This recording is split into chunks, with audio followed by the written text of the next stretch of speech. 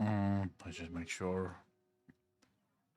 There we go. Sup, ladies and gentlemen, Ackle here, and of course, welcome back to each and every one of you. Happy Sunday. It's not often that we stream on a Sunday, but I couldn't stream on Friday, so this will have to do. Yeah. Life sucks. I hope you guys had a wonderful weekend. I don't know what we're gonna do yet today. Probably play some games. Lightly play some video games. At least that's what I'm looking like. That's what I'm in the mood for. I just don't know exactly which games I want to play yet. If you're watching this over on YouTube, please remember to hit the like button. Also, click the link in the description down below because it's always better when it's live. At least I'm under the impression that it's always better when it's live. I could be wrong. There's a good chance that I might be wrong. I forgot something again. Fuck my life. Let's just quickly go dashboard. Let's just fix this, shall we? I think we can do full screen. Yeah, that should work. Goals.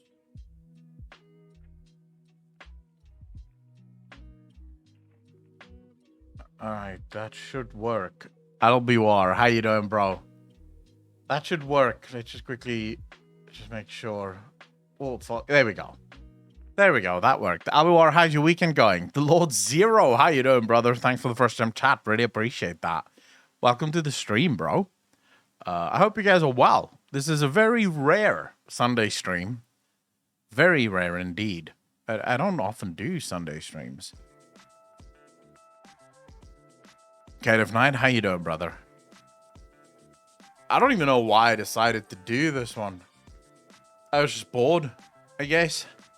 Bohinge, how you doing, brother? Thanks for the first time chat. Really appreciate that. Oh, shit. Sundays is probably a good day to stream because a lot of you aren't at work today, right? So a lot of you can actually show up to the streams and come hang out. You missing the boys? I do miss the boys whenever I'm not streaming. But usually on weekends, I have stuff to do, right? CCS, how you doing, brother? Or Cepheus, how you doing, bro? Usually on weekends, I go out, I go to the beach, I read a lot, stuff like that. Gentlemen, how you doing, brother? Today, I didn't have anything to do. Plus, I'm sort of in the mood to play some video games. I just don't know what to play. King Julian, how you doing, brother? Yesterday, I finally got to Warsaw, and today, everything is closed because Sunday. Shit. Wait, from where? Albiwar? Where did you go from to Warsaw? Yeah, I was just sort of sitting here, not sure what to do because I don't want to go out. This is sort of very windy and it's kind of chilly and it might rain. So I was just sort of sitting here going, I could play some Company of Heroes 2, but I don't really want to play Company of Heroes 2 right now. Fuck it, I'll just go live and we'll figure this out. We'll see what happens. Centurion weather. It's so Cape Town, I will say, is like the weirdest thing ever. It's supposed to like be spring, but the days can't really figure out what it wants to be. So some days it's like massive fucking summer weather. Yesterday, for example, was actually quite hot. Actually, no, day before yesterday was actually quite hot. Yesterday it was actually quite cool until like late afternoon, which is when it got really hot. Today is cold. It has not figured out yet what it wants to be. Doc Savage 2H, how you doing, brother? Welcome to everyone that is hanging out here. That's New Zealand weather in a nutshell. Normally, Cape Town isn't like this. In general, Cape Town will, I'm pretty sure the heat is coming. Around about January, like the hottest months, at least for us, is January, February. Really hot. December can still be chilly. At least last year, December was actually quite chilly still. Like some days I still had to have like a hoodie or something just to keep me a little bit warm because it might be a little chilly in December. January, February is hot as fuck. March can be hot, but it has more cooler days then, so that's quite nice. And then from there, fucking winter starts almost again. So I have a Shadowlands rewrite I'd love for you to consider. Thor's Knight, how you doing, brother? Thanks for the first time chat. Really appreciate that. Yeah, I mean, I'm always up for discussing things.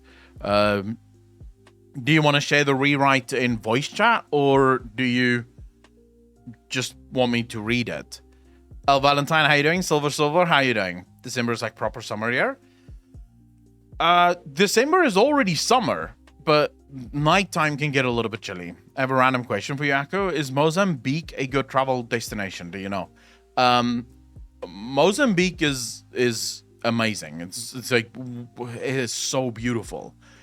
It's very poor, right? And they don't have a lot of great infrastructure. But if you stick to the coast, it's great. The coastline is very much touristy, so they do a lot of work around the coast. And the people that's been there, I have a bunch of friends that go there every single year in December for holidays. It's cheap. It's fucking beautiful. The beaches are insane. Although one thing you have to know, it's very hot and the water is very hot. Like, going into the ocean does not cool you down in Mozambique because there's a very hot stream of water that comes literally from Mozambique. So yeah, you just have to be aware of that. It can sometimes be oppressively hot. But yeah, I have friends that go there every single year and it's just their destination. That's where they go. So I would say, yeah, absolutely. If you can go, go. Silver Coppin, how you doing, brother? So you can do it in voice. Thursday, yeah, I'm up for that. I'm up for that discussion. I'll jump into the voice chat now. I'm in the stream channel. You can just jump into the Q&A lobby whenever you're ready. And I'd be happy to hear about the Shadowlands rewrite that you have in mind. I'm always up for discussions. I like when people come up with potential differences or how things could have potentially happened. I'm always a huge fan of shit like that. So, Mogadishu. I have no idea where the fuck that is. I don't know where that is. I don't know Africa very well. I've never been to the rest of Africa. I have only ever traveled within South Africa. I don't know how to do that. Okay, Tharsanite, literally just join the Discord if you haven't already, right? Just click that link, join the Discord, and then just jump into one of the voice channels, and that's it. Like, really nothing to it. No, it's in Africa. Isn't that enough? Well, I live in Africa, but I've never been outside the borders of South Africa in Africa. I've been to the UK. I've been to like Wales, Scotland, all that in the UK. But yeah, Africa, just haven't ever. What is the command for let it go again? It's exclamation point redeem and then let it go. Just that. I wish there was a different way of doing it. Sadly, there isn't. You have to do the exclamation point redeem. Why is it not working? It worked the other day, right? Oh, because you only have 75 points. Mental fan from Al, you shouldn't have fucked yourself in the ass with your gambling. Your gambling screwed you over, brother. Somalia is where Mogadishu is. Avoid it. Massive explosions there this weekend. Massive civil war 2 decades ago. To the rice fields, motherfucker. I appreciate that, Al Valentine. Yeah, I wouldn't go to Somalia. Look, there's a number of places in Africa I would not go. Not gonna lie to you. There are some lovely places in Africa. One of the best places to go is Botswana. My dad and his wife goes there quite often. I would say Botswana is lovely. It's very naturey though, so its main attraction is nature. Lions, deer, fucking zebras, shit like that. Elephants, rhinos. That's basically what Botswana is known for. If you're a hunter, great hunting, if they allow you. because they're not always that forthcoming with their licensing and stuff for hunting. But, you know, beautiful place. Zimbabwe is obviously fucked. Don't go there. Namibia is also very beautiful, from what I'm told. Although its oceans and its coastline and beaches are very cold, so not necessarily the best place to go swimming. And then Mozambique is on the other side, and also Ethiopia is also fucked. I wouldn't go there either. If they ever release a Void Light expansion, they better give Void Elves the most badass customizations. Yeah, I mean, they could. All right, Thars, I'm pulling you up now, bro. Thars, how you doing, brother? Thars, can you hear me? I'm not sure if your mic works, because I'm not seeing you speak at all. Congo is completely fucked as well, from what I've heard. Yeah. I mean, most of Africa is completely fucked. It goes from civil war to military coup to civil war to military coup to civil war to military coup, right? That's sort of the natural progression of... do you still live in South Africa, brother? I do, Ashiniku. I do, absolutely. Why is it not popping? Oh, you only have 30. That feels bad, man. Congo is the grape capital of the world without the G. Yeah. So, yeah, you go to Africa really at your own risk. Even South Africa, I would say, right now, very dangerous. The US basically warn every single American before they come here to be careful. We just had, not long ago, a German man was killed in South Africa. There's been like a rise in xenophobia, like fucking nuts. The amount of xenophobia is out of hand, which really only the government is to blame for that shit. You have a country where the people that live here doesn't have enough money to actually survive. And then you have immigrants that's coming in from across the border who are much better educated than the poor people here. Mainly because Zimbabwe, if there's one thing that Robert Mugabe did do right, it was his schooling system. Like the schools in Zimbabwe is by far better than anything the poor communities in South Africa have on offer. So what ends up happening is most people employ Zimbabweans because they're better workers and they can also, you know, work for cheaper. Because a lot of them work to send their money back home, and the rand Zim dollar difference just makes it you can get by with less. So what ends up happening, the people in South Africa don't have jobs, they don't have anything to eat, and so they attack immigrants, you know, which is really fucking sad, because most of those immigrants aren't bad people. They don't deserve to be attacked. They work really hard and they really try to make a better life for themselves. But, you know, what you gonna do? You have a bunch of poor people that is suffering and they don't have the education for anything else. So, you know, it's a fuck up.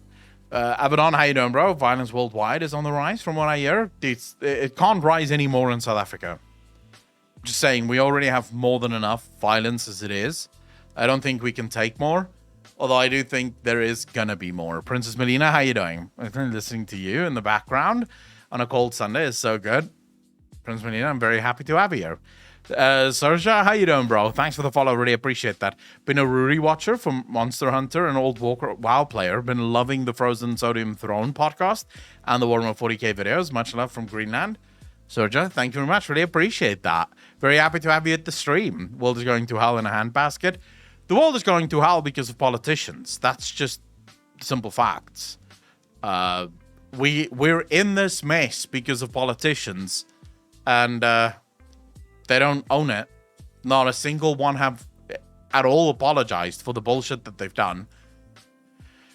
So, and it's just going to get worse, probably. You know, yeah, how real was the violence against white farmers? I heard about a few years ago. I mean, yeah, white farmers are getting slaughtered in South Africa.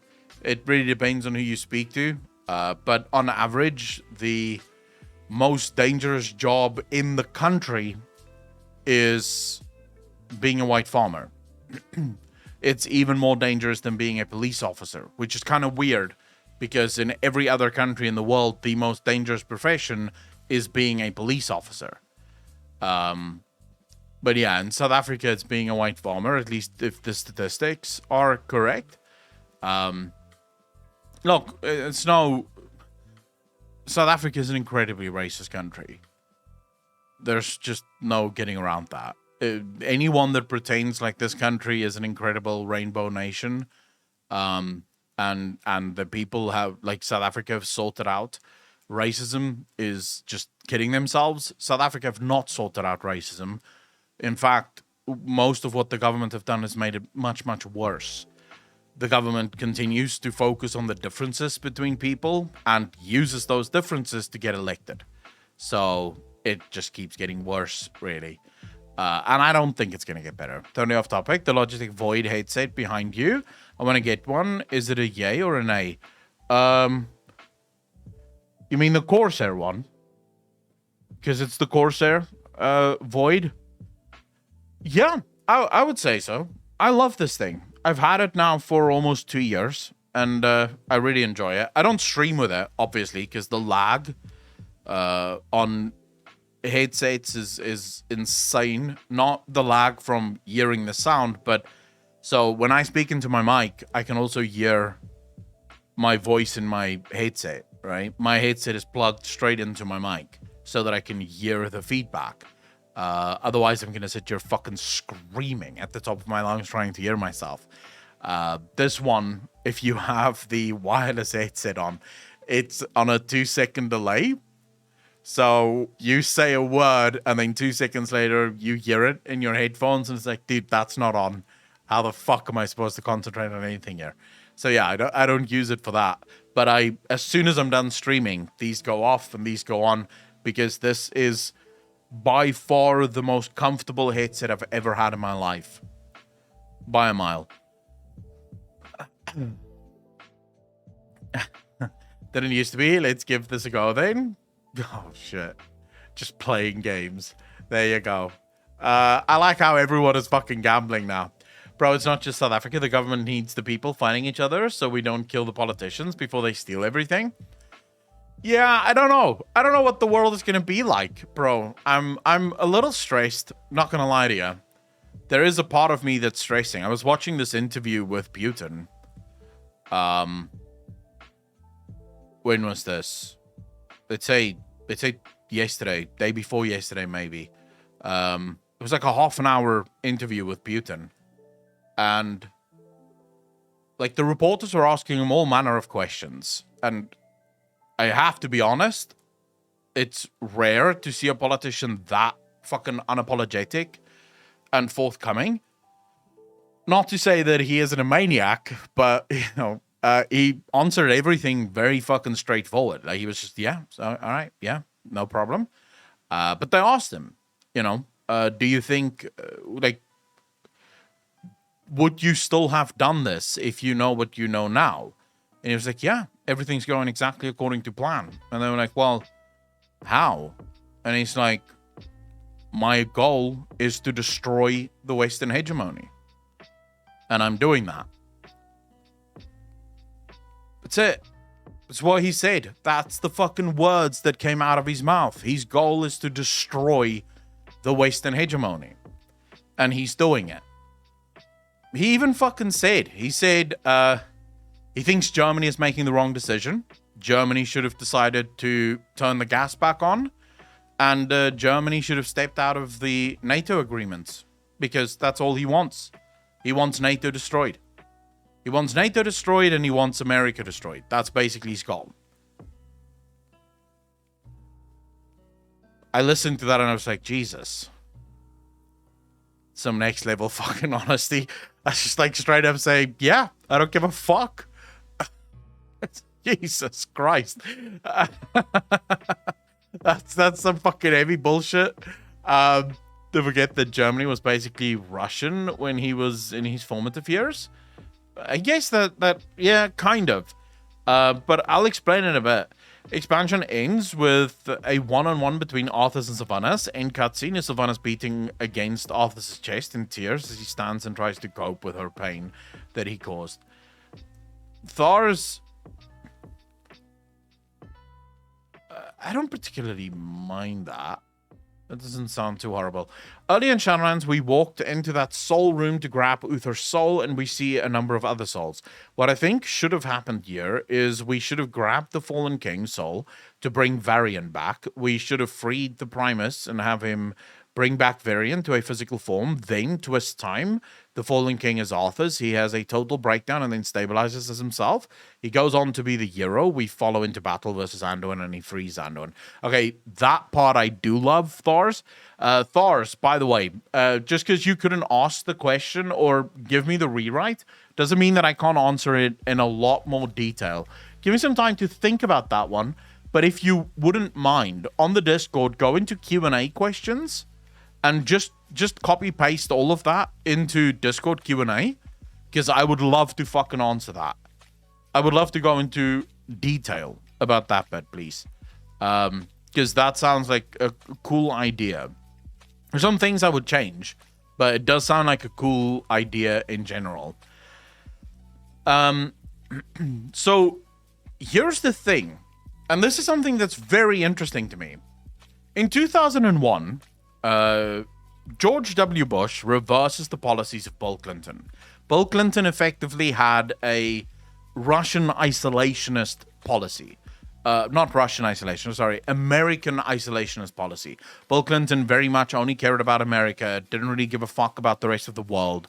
It was America first, America only, right? That was it. George W. Bush comes in and he basically reverses this. He basically, America takes its place center stage, back on the world stage, starts sort of exporting its empire. America wants democracy for everyone and free trade and all that shit, right?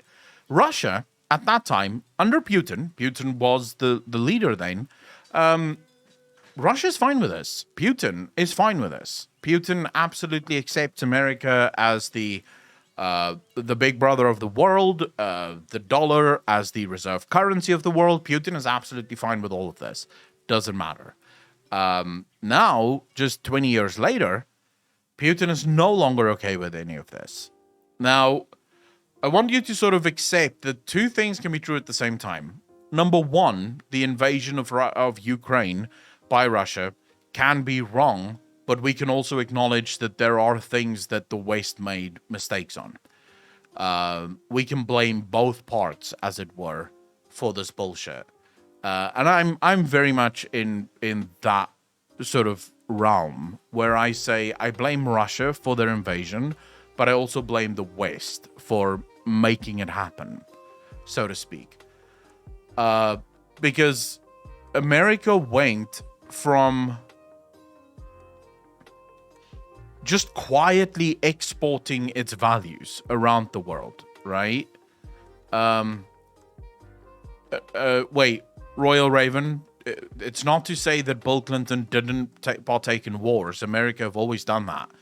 But if you look at Bill Clinton's policies, so this is, you have to go into like massive analysis of his policies, but almost all of these policies were American isolationist. He didn't really interfere with the rest of the world all that much. Most of their policies really focused on America, which is one of the reasons he was able to stabilize American finances as much as he was. Like, America still went to go help if it needed to. Yugoslavia, for example, massive fucking unrest. America was needed there to ensure that a lot of people didn't fucking die.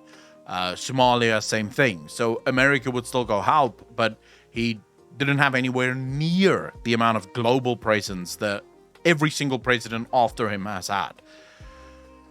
So I look at this and I sort of say, right, the West made a lot of mistakes because America basically put itself in this position where it said, right, I am the boss and you will all do what I say. And if you don't do what I say, I will fuck you up. So I'll either cut you off from the dollar supply, or I'll sanction the living fuck out of you, or I'll just exclude you from everything. So America started playing a really ugly game with its sort of place as the global, superpower, which it kind of makes sense that countries like Russia, countries like China did not want this, right? They really did not like America fucking throwing its dick around and sort of wanting to tell everyone else what they're allowed to do and what they're not allowed to do, which I can see how Russia can get pissed off with this, right? I can absolutely follow that. I can see why Putin would eventually lose his shit. The invasion of Ukraine, I still think is the wrong thing, so I can blame Russia for that as well. But I can also say that right now, I don't know what choice, like, what's Europe gonna do in all of this? Because as far as I know, Europe's not doing well. Like, maybe you guys that live in Europe can tell me, but from what I know, the prices of energy have skyrocketed and it's getting even worse, right? So your winter is coming up, which is going to make things even worse. Things starts to stabilize. All right, that's fine, right? If things are indeed starting to stabilize, I wouldn't say Norway is a good country to base this on. I'm not going to lie to you. If you live in Norway, if you live in Sweden, if you live in Finland, you're not really part of this conversation. I'm not going to lie to you, but you're not part of this fucking conversation. If you live in Germany, you are absolutely part of this conversation. Germany is getting fucked. Germany is getting wrecked at the moment because Germany made all the wrong decisions. It closed down all of its nuclear power plants. It relied on solar and wind, even though Germany is the worst country in the world for solar and fucking wind, right? It basically now has two options. And one of those options have been completely fucking removed. One option was to keep getting gas from Russia, which was cheap, easy. That's basically what their entire economy was built upon. The other is to get coal, again, from Russia. Germany at least has coal mines. So Germany in recent weeks have actually started expanding their coal mines. They're starting to refurbish a lot of the coal power plants that they used to have. So Germany might be okay in the next year or so, maybe longer. But I still think like it is going to be difficult for Germany. Very difficult for Germany. Which is, it's kind of wild. The reason why they did that is they wanted to increase prices on fossil fuels to sell them. What do you mean? Russia, my dude? Alex on fire because we're not talking about threats. And also Finland wasn't threatened by Russia. Putin literally just said, I don't agree that you guys want to join NATO because I've never wanted to attack you, but, whatever. Bad and painful for Germany right now, but overall it's a good thing in my opinion. Cutting your dependency on a shit like Putin is good. Yeah, unless if things really get so bad that populist movements take over, which could happen. Germany is prime for a populist movement. People are angry. People can't afford to buy stuff. People can't afford to pay their fucking electricity bills. It doesn't take long before people say, well, fuck this government. We need a government that actually, makes friends with Putin or whatever. It can happen, right? Far fucking weirder things have happened in the past. There he is, first far-right party in Italy since World War II. You already see this in Italy. That's actually a good fucking a good example. Italy has just gone to the right. Some might say far right. Some might say just to the right. Really depends on how you want to view things. But this party in Italy is very much not on the level of fuck Russia, right? You see populist movements in Sweden rising up. You see populist movements in Germany rising up. And all of these populist movements are 100% not as anti-Russia as you might expect. And if I'm not mistaken, just a couple of days ago, the German government effectively came out and said, we know who blew up the Nord Stream pipeline, but for national security reasons, we're not going to say. Which was suspicious as fuck. I'm not going to lie to you. That was suspicious. Yeah, of course it was the US. I mean, I have no doubt in my mind. I think anyone that thinks that it wasn't the US is a fucking moron. The US is the only country in the world that has a reason to blow up the Nord Stream pipeline. No other country needs that pipeline to be blown up. Russia has no interest in blowing up the pipeline because the whole reason Russia started this war is to force Germany to step away from the Western hegemony, and basically that makes NATO fall apart. Russia doesn't want to blow up the pipeline. That's like the one thing that Russia doesn't want, and it's now off the board. So Germany, even if Germany wanted to accept more gas from Russia, they can't because the pipeline is fucked. I don't see any other country that has any interest in blowing up that pipeline except for the US. Biden even fucking said this. Biden said this in front of the German chancellor in the beginning of the year, right? When Russia first invaded, Biden said there is no way that Nord Stream 2 is going online. And the reporter asked him, how can you stop this? This is a German project. This has nothing to do with you. And Biden laughed and he said, believe me, it's not coming online. That was it. I mean, fuck. Aragast,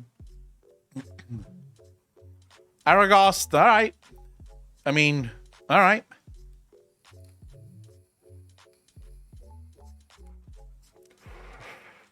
Right, Raven, that is also true. Look, for several hours now, I have been told from credible sources who blew up Nord Stream. However, due to the importance and activity around the subject, I've refrained from going on it. I don't feel comfortable with it currently. Why then did Russia stop sending oil before the pipeline blow up? Scott Burke, exactly for that reason. So Russia's entire issue is the Western hegemony, right? It's the fact that if you don't play by America's rules, you're basically cut off from the world. The world just stops doing business with you. So Putin starts this war in the Ukraine, right? This raises tensions quite heavily, obviously, because there's a fucking war in the in Ukraine. So this raises tensions. Putin then does something very curious at the time, at least, unless you understand how Germany operates. Germany is 100% reliant on the gas that comes from Russia. Why? Because Germany is the manufacturing powerhouse of Europe. It manufactures far more than any other country in Europe. And Germany manufactures most of those things with the gas from Russia. So Putin switching off the gas effectively gives Germany a choice. Germany can either stay in NATO and part of the West and become a third world country, because all manufacturing just fucking dries up. It has no energy. It's effectively fucked. Or it renounces NATO, it renounces the Western hegemony, and the gas goes back on. As soon as Germany leaves NATO, NATO falls apart. Because without Germany, all of the countries east of Germany is fucked. Europe doesn't stand without Germany. It's the largest economy in Europe. So Putin wants to do this. America obviously knows that this is always going to be on Germany's mind. If the people get angry enough and prices get high enough, the German politicians will not have any other choice but to capitulate to Putin's demands. So America removes this from the board. They blow up the pipeline. This way, even if Germany wanted to say, never mind, let's just be part of Russia and let's just get some gas from Russia, they can't. The fucking pipeline is boom boom, right? So that is the board.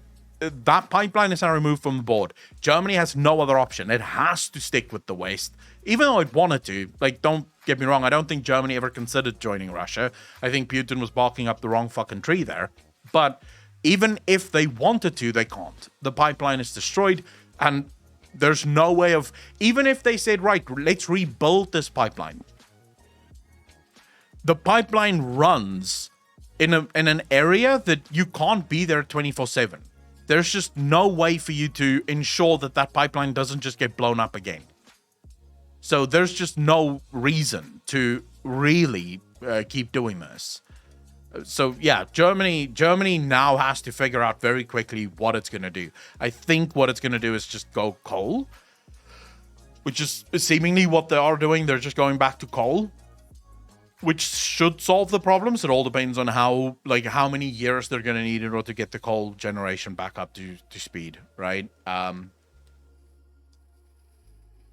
Aragos, it's different to say though, because well, Russia is a dictatorship, so information is difficult, right? It's sort of like asking, so how many Russians died during the communist era? Well, if you listen to Russia, not that many. If you look at the grave sites, at minimum 20 million, right? At minimum 20 million, but it could be as high as 100 million, because again, dictatorships tend to be very iffy with the numbers they fucking provide to anyone, right? As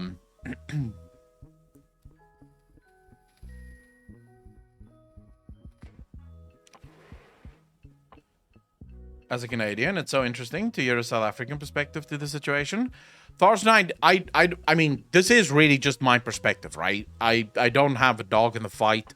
I'm not Russian. I'm German by origin, so obviously my heart lies with Germany in almost all things. But yeah, I just pay attention because here's the thing. In South Africa, at least, we still have access to RT. We still get access to Putin speeches and Putin interviews and all that shit, which obviously you guys in the West don't get because all that shit's been blocked. South Africa as a nation, at least my country, have not renounced Russia. We have abstained in every single vote against Russia within the UN. So yeah, I still get to see both sides, and I find it very interesting. The problem is figuring out who's telling the truth. And I don't think either side is. I think Western media is lying through their fucking teeth. I think Russia is lying through their teeth, which makes this even worse, because basically you have lies on both sides with no way of knowing what the truth is. Like, the truth could be somewhere in the middle, the truth could be nowhere. Who the fuck knows, right? No one knows what the truth is. So it makes it very difficult. So you're going to play DF? Yeah, I am definitely going to play DF. Echo is sitting pretty. South Africa is pretty much as far away as you can get from the nukes. Yeah. The only problem with that is I also have a prophecy to contend with of over 100 years ago from a guy that at least a lot of Afrikaans-speaking people in South Africa consider to be a prophet of God, because most of the things he's prophesied have come true. So there's also that prophecy that suggests that a nuclear bomb of some kind will drop in Cape Town. I don't know, but, you know, it is what it is.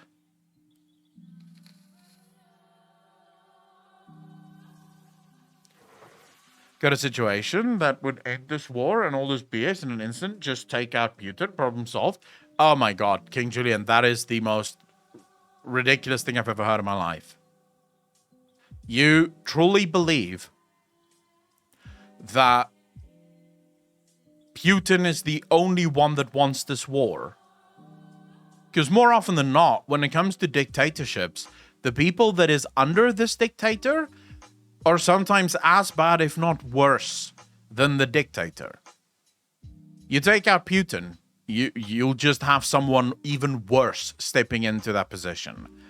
No, the oligarchs, so people are, the West has been stupid as fuck with the oligarchs. So most people don't know this. Putin hates the oligarchs.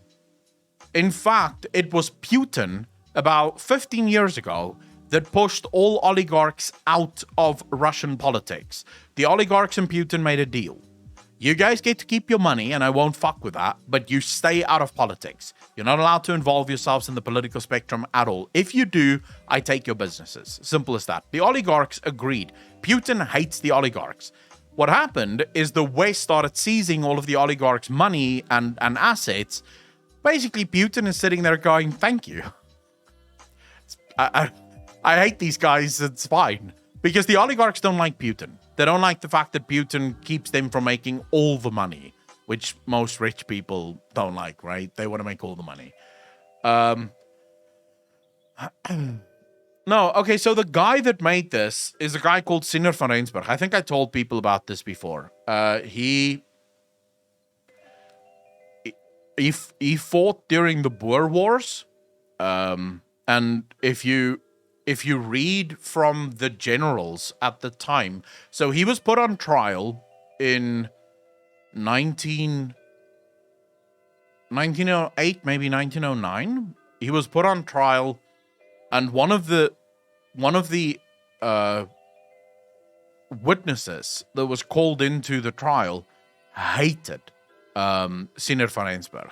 And even he, while on the stand, said to the judge, look, I will make no secret of this. I don't like this man. I don't like his personality. Because this guy was very much a let's go to war, and Sinner has always been sort of a let's not go to war kind of guy. So he said, I make no excuses. I don't like this guy. But there is one thing I can't deny. This man truly is a prophet of God. His books are also, it's not like weird, vague things that he saw. He actually explains exactly what he sees. So he explains that somewhere in the future, he sees a land dispute break out in Eastern Europe. He then explains that he sees Russia invading Europe, right, over a land dispute. So he sees the Russians invading Eastern Europe over some kind of land dispute. He then says that as Russia, and this country is doing their thing, and as they're fighting, he sees tensions around the world sort of, blowing up and getting worse and worse over time. I'm not going to go into everything he said, but he eventually sees America being dragged into the war, and then he sees weapons of light just flying over the North Pole from Russia to America, just non-stop weapons of light firing at each other across the North Pole, and he sees a nuclear explosion in Cape Town. Because most of these things were very much South African centric, but he did see this because he says this thing is going to happen, and eventually the Russian military is going to advance. Literally, it's going to conquer almost all of Europe. Like Russia is going to conquer almost all of Europe. Russia is going to get stopped on the borders of Portugal, I think, by Germany, America, and one other country that's going to be a part of that. And that's where Russia is finally going to get stopped. So yeah, Ukraine is like crossroads between south and north, east and west. This land was focused on land grabs always. I guess I should just say, this guy lived in, he died in 1915, right? This was before South Africa had massive access to printing presses and things like this, or history books or anything of that kind. He was famed as being, the only book he ever read was the Bible. That was it. So it is possible, right? It's possible that this guy just had a very lucky guess. It doesn't explain all the other lucky guesses he's had, right? Because I would have to go into so much detail. But I can tell you everything right now is playing out exactly as he fucking said. There's still a lot that he said that hasn't happened, but at least in how it starts, he's pretty much been on point so far.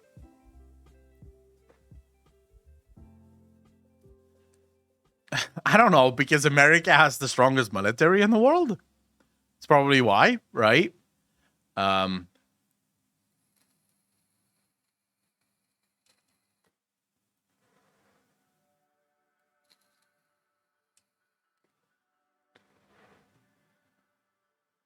What did the Brits do, Avedon? Please enlighten us. What the fuck did the Brits do? Jake, how you doing, brother? Thanks for the first time chat. Really appreciate that. This came in the 11th hour for the photo op. I mean, please, bro. America was still kind of pivotal. Look, here's the thing.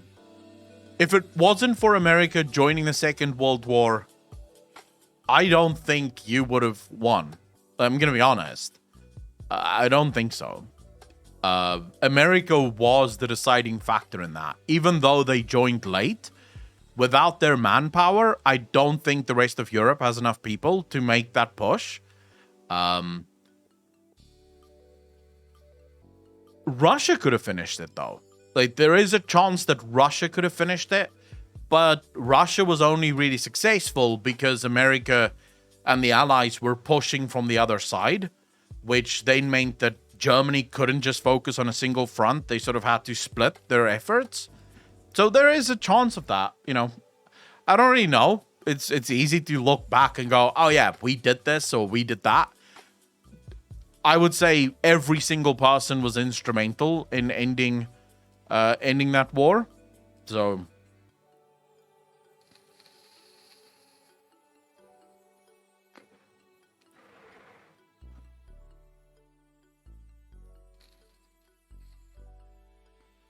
do you need to win the East? Then fuck Germany, attack Russia, because if not, Russia would have just claimed more land for themselves. I mean, the biggest mistake Hitler made was invading Russia. Because Russia was happy with Germany basically taking all of Europe. When Hitler and Stalin made their deal, Stalin was very happy. He was like, yeah, bro, you know, you do you, fam, you know? Like, Stalin had no issues. He was taking a selfie with Hitler even. He was like, yeah, let's take a selfie in front of this map. And then in a year from now, we'll take another selfie when the whole map is German. Stalin had no problems. And then Hitler goes, you know what, fuck it. I want that one too. And that's where things got really fucking messy. If Hitler are not dumb, waging war at two fronts, Germany have high percentage to win. Look, if Hitler doesn't invade Russia, England falls within a year, and Europe has no chance. Germany is too advanced. The German Wehrmacht is way too powerful. You didn't have anything that they had. They had better guns, they had better tanks, they had better weapons, they had better everything. So, yeah, if Russia doesn't attack, the only thing that could stop it is America ultimately involving itself. And even then it gets hard because if there's no attack coming from the east, well, Germany only has to focus on defending its land on the western front, and there it could probably do that. Although, again, you're fighting against America, which at the time was also pretty advanced. So America could probably still have turned the fucking tide? Who knows?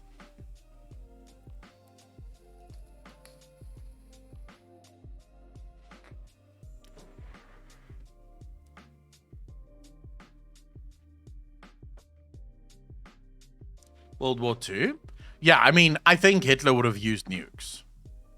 Like that I have no doubt over. Like, and Germany wouldn't just have used two. It's not like America that dropped two and then went, ooh, that's more than we bargained for. Let's not do that again. I think Hitler would have just said, right, launch all the nukes. So yeah, I'm pretty sure a Hitler with nukes would have been scary as fuck. It was only 9 months from having nukes, but they were the only country with rocket technology at the time. And they would shoot him in the head. Who would shoot who in the head? Allied offensive. France and Russia had allied logistics, which is why Russia will not nuke. Aragast, why are you talking about Russia? We're not talking about Russia now. We're talking about Germany during the Second World War, bro. Like, what are you even saying?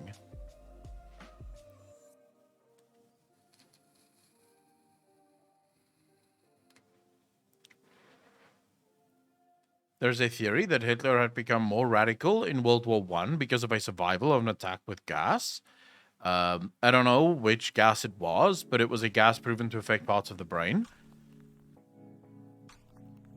I don't know, but again there, it's sort of like, this is why I'm never a fan of things like sanctions or anything of that kind. Because the only reason someone as evil as Adolf Hitler could actually rise up was because of the Treaty of Versailles.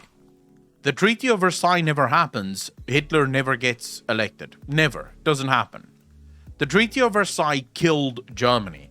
It demanded so much in repayment from Germany, and it took so much of Germany's land that at the end of the day, the German people were always going to suffer. There was no way around it. And when people suffer, they get desperate. And when people get desperate, they'll vote for anyone that is fucking crazy enough to do shit.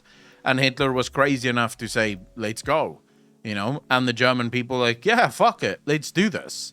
So at the end of the day, World War One, the end of World War One, I think is what my... I don't know about the gas thing. That could be true, it could not be true. I have no fucking idea, right?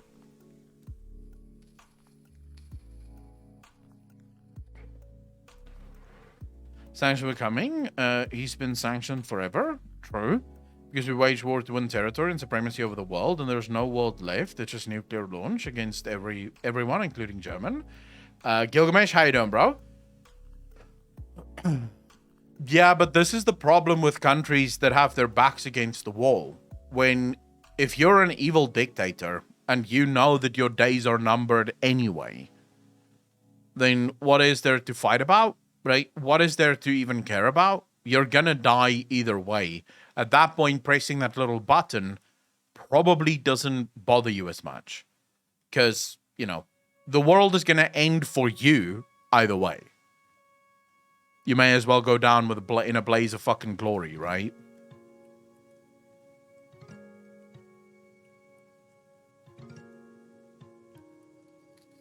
Aragorn, you fucking know what I'm saying. Don't nitpick, bro. Don't fucking nitpick. Everyone knows it's not the press of a button, but it's just a common phrase. You're now just debate broing. I'm not interested in a debate bro here. So, you know. Like Japan, they want resources at World War II, not West keep sanctions them. German army was not it's all cracked up to be honest. They had some great machines like the Messerschmitt, most of the used horses for logistics, and was not mechanized like Blitzkrieg makes it out to be. From what I know, Hitler even said that he wanted to melt Greenlandic ice to raise sea levels. For what reason, no idea. To, I guess, make England no more or whatever?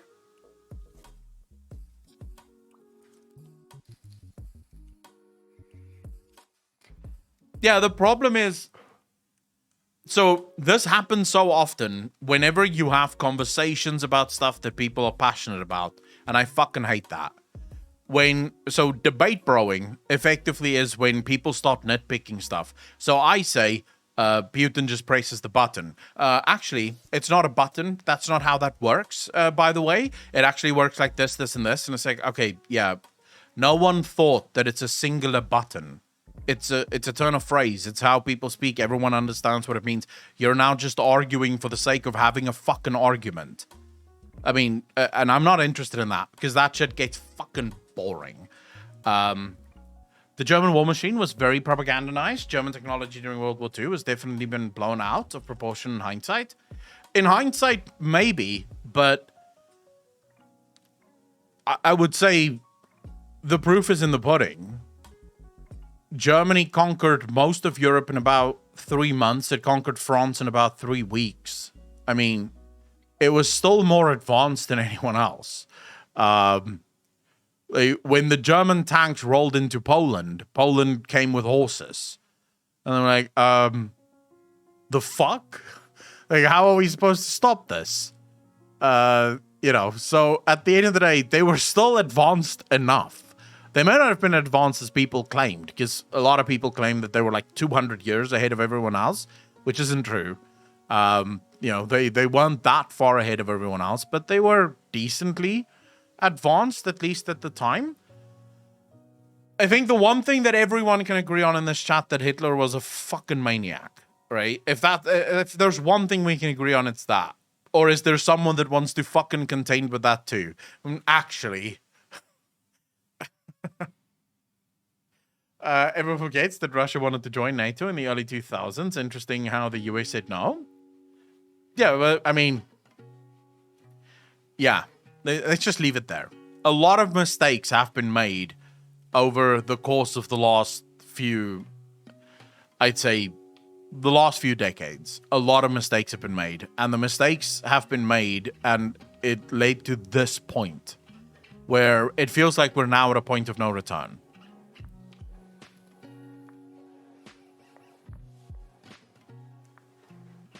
Aragos, you can't say that. It's easy to point out mistakes. Look, at the end of the day, almost every bad thing that happens in this world can be traced back to governments making decisions to exclude certain countries from certain things or to sanction certain countries from certain things.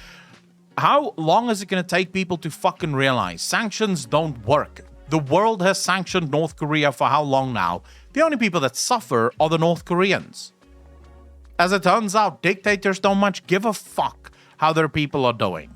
The dictators don't look at it. No, sanctions don't fucking work.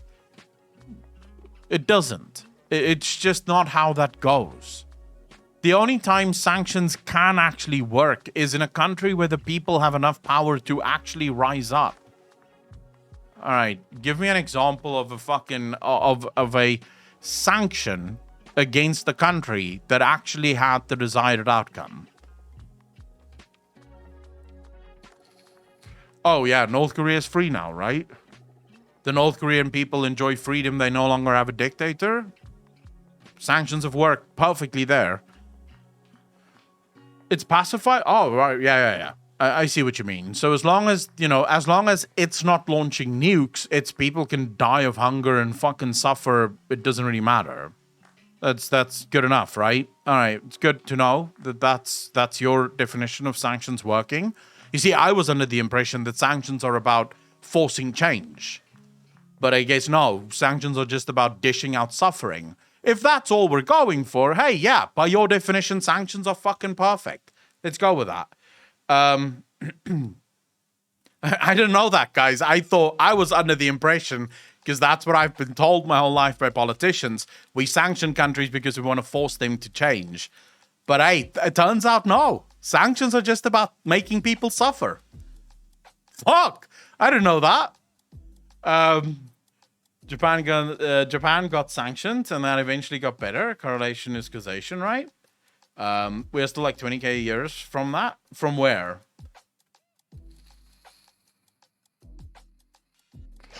Yeah, it is probably just trolling. Although you'd be surprised how many people actually believe this. You'd be surprised how many people actually believe that sanctions work. How many people actually think that sanctions is a good way of getting any sort of change. It isn't, but, never mind.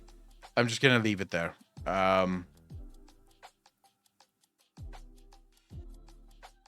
Oh, shit.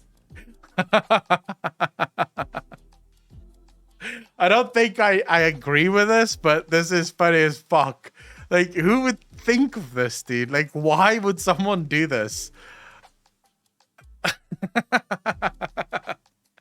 Dude, there are some glorious trolls out there, bro. Oh my god, I fucking enjoy this.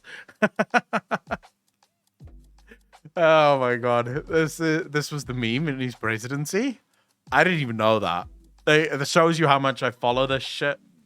Like, I don't really give a fuck about any of this. For me, it's sort of like, I like the macro stuff. I don't like the nitty-gritty stuff. So I like following sort of the macro things. But as soon as you get into, like, oh my god, he's the president, he's going to save us. Like, no. I don't think so. I think at the end of the day, he's also just going to be there for himself.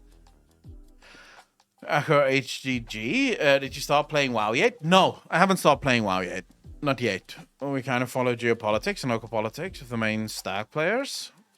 Nah, I don't know though. Google AI will save us, dude. I don't think Google AI will save us. If you look at what Google wants to achieve, I don't think that's. Yeah, Google definitely has not saving us on their minds. Speaking of 40k, Major Kill did a good video on the Crave. Who the fuck's the Crave? It's either when people force people to change, but they offer them no alternative, shit just returned the old way, if not worse. The thing with, so economically speaking, sanctions tend to hurt the nations that are actually sanctioned more in general. Like the nations that are doing the sanctioning in general. There are countries like North Korea, for example, has nothing to offer the world either way. So even if the world didn't sanction North Korea would still be importing almost everything. It has very little that it can actually export. So in a country like North Korea, sanctions don't really hurt anyone but North Korea, right? It doesn't have the desired effect of forcing change, but, you know, I've been reliably informed that's not why sanctions exist, so who gives a shit? But for most other nations, whenever you sanction a nation, the countries doing the sanctioning is also suffering at the same time. So it basically becomes this race to the bottom, right? That's basically what you're doing. You're effectively trying to see who will blink first, because both countries are suffering. It's just about which one can last longer. Now, here's where things get really troubling. When you have a dictator in control of one of these nations, and he doesn't really give a fuck about whether or not his people are struggling, well, he doesn't need to blink. The Russian people are basically built for hardship. Like, the Russian people have effectively never known good times, so they can probably, like, survive much longer on much less than anyone else in the world. So you're effectively playing with fire. You're effectively playing a game of chicken and hoping that the other guy blinks first.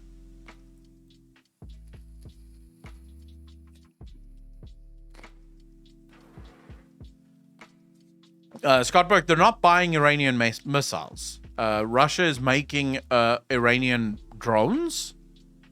And the reason, so I was watching this analyst who actually broke down that story, because everyone's going, oh my god, Russia's running out of fucking Russia's is running out of military equipment. It's using cheaper Iranian drones.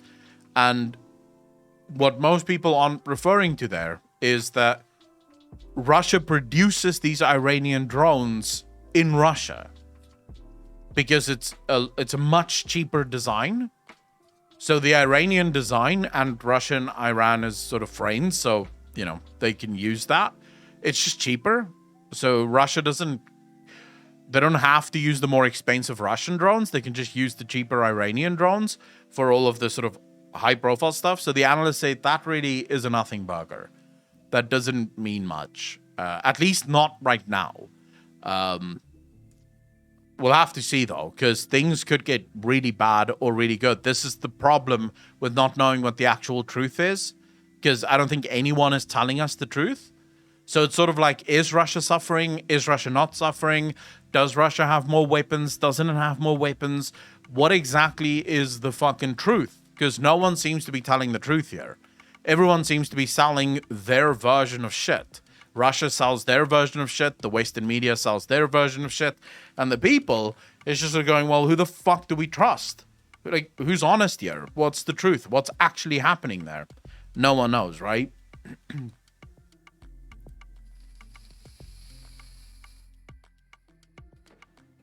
Explosives, it's the rich man's car bomb.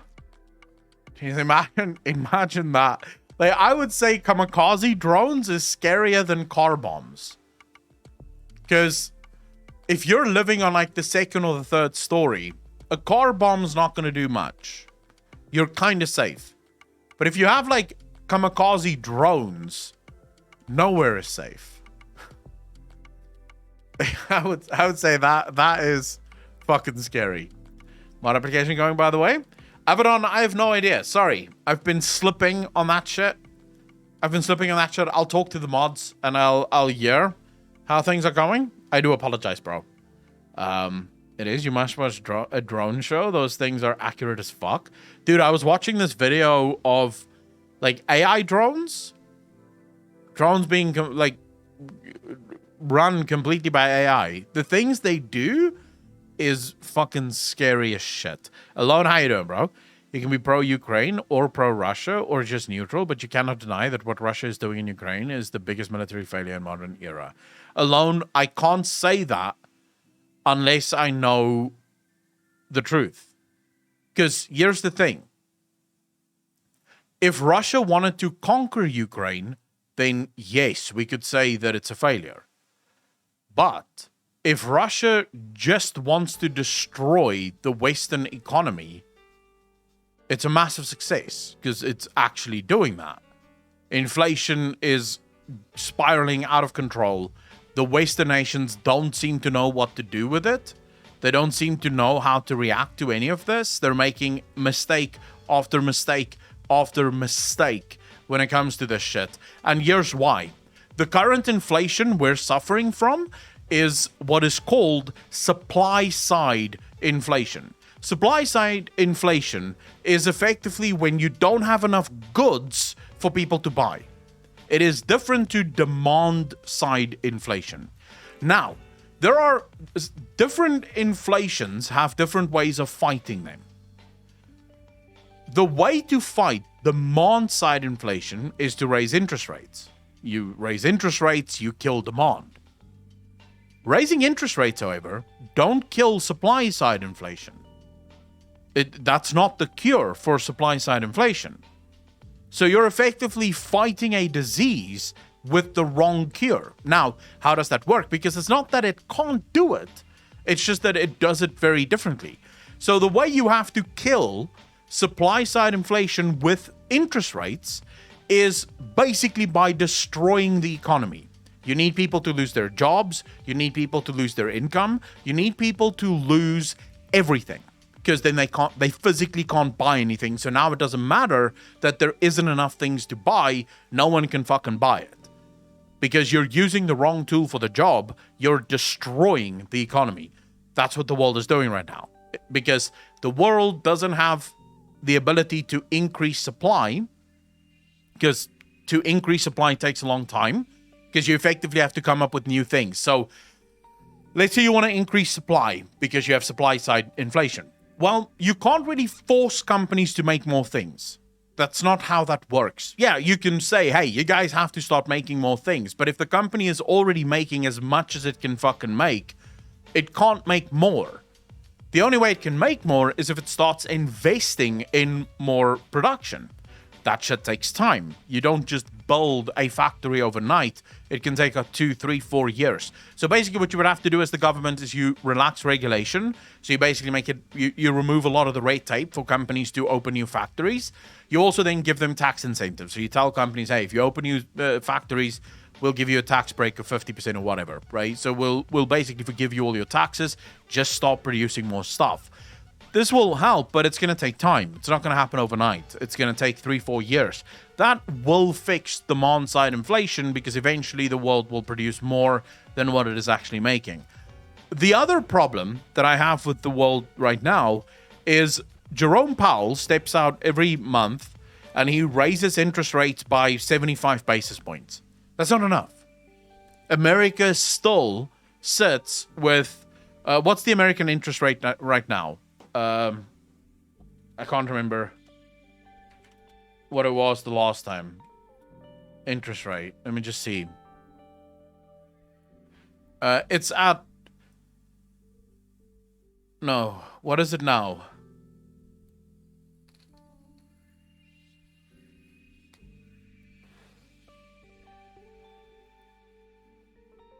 Does someone know? What's the American interest rate right now? Because I'm trying to fucking filter through so much. 3.3%, 3.2% seems to be where it's at right now. Is it 3.2%? Yeah. Okay, let's say the Federal Reserve hikes rates to 4%. Okay? 4%. Let's say that interest rates are 4% in the US. Well, inflation in the US is currently sitting at about 8.1%. This means the US still has a 4% positive inflation rate. 4%. So inflation is still at 4%. If you want to bring inflation down, you have to have your interest rates higher than what you have your inflation rate. That's how you bring inflation down. So what the Federal Reserve should have done is they should have slapped interest rates instantly to 10%. That is fucking devastating. And yes, the economy is going to fucking reel off of that. But what that does is it instantly forces inflation down. Like, inflation is going to start crashing as a result of 10% interest rates. The economy would still have been strong enough to probably absorb 10% interest rates. So you would have had far fewer people losing their jobs. You would have had far fewer people going bankrupt because the economy is still strong. The interest rates are just very high right now. The issue is they're doing it slowly. It destroys the economy. So by the time the Fed has to raise interest rates to 8, 9, 10%, the economy is not going to be strong enough to absorb that level of interest rates. So the economy is destroyed as a result of it. 6%, this is a more normalized than anything else. They don't want to reduce inflation as it's eroding the debt piles governments have taken up. It's a balancing act between pushing people out of their homes, etc., and allowing the inflation to erode debt. Abaddon, yeah, but I'm just talking about what they say, not about what we obviously know they're trying to do. I'm just talking about what they're saying. They say they want to bring down inflation. Well, you're doing it wrong.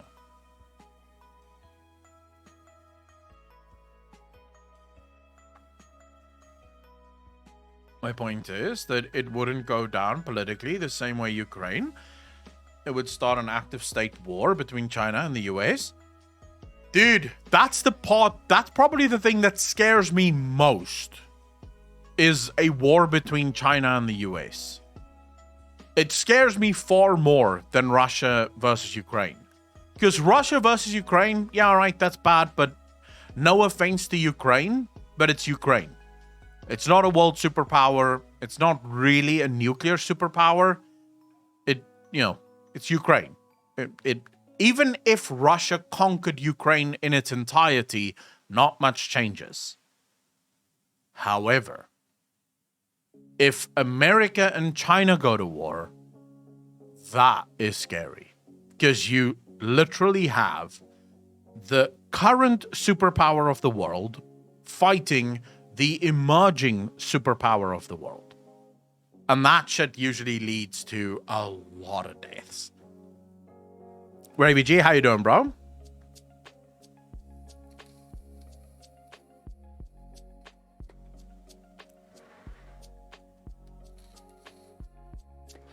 Caleb, I think so. Because you already have...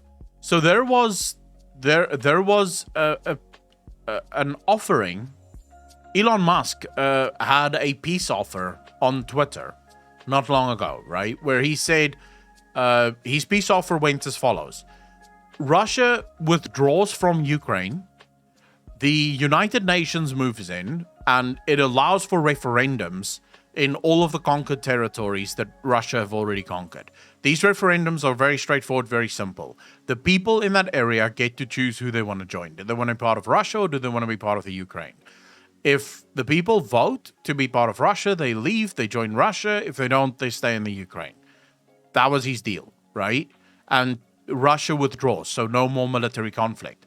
Russia apparently said, sure, we're fine with that, and we'll abide by the rules. If the people vote to join Ukraine, we won't argue, we'll be fine with that. We'll abide by the rules. Ukraine then apparently wanted to say yes. The US then told Ukraine not to fucking do it. So you might say that Ukraine is the West's, or at least the US's proxy, where the US is using Ukraine in this war. To get rid of their nukes. This just shows to everyone that having a nuke to yourself is the biggest defense guarantee, not some pact between countries that they will come to your aid.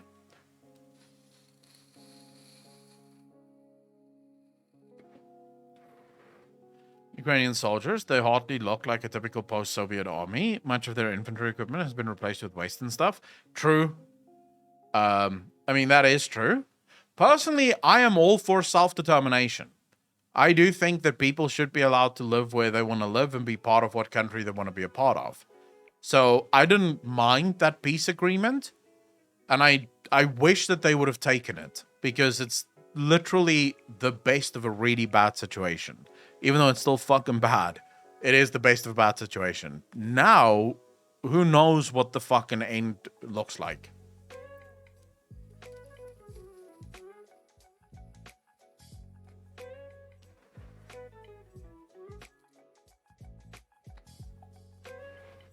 King Julian, what the fuck are you saying? What are you saying?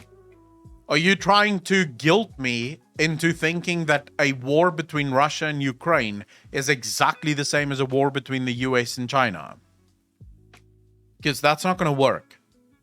Because I could literally, on a scale of bad to worse, Russia, China, US, China is worse than Russia, Ukraine. Much worse.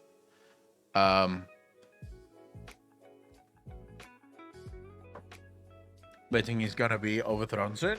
Mads, I would not count on that. I would not count on that. I saw a survey done not long ago, actually. Young people, about 53% of young people don't agree with what Putin is doing. So you could say very 50-50 in terms of young people between the ages of 18 and 24. But then if you go to Russians over the ages of 54, they wholesale agree with Putin. Ravy G, you motherfucker. Thanks for the Prime sub, dude. 40 months part of the DJ Nation. Appreciate you, fam. Thank you. They wholesale agree with Putin. And it seems to be a very mixed bag. And this is also a poll that, who knows who you can trust? I said this at the beginning. This is what makes the world at the moment such a dangerous place to live in. You don't know who the fuck you can actually trust.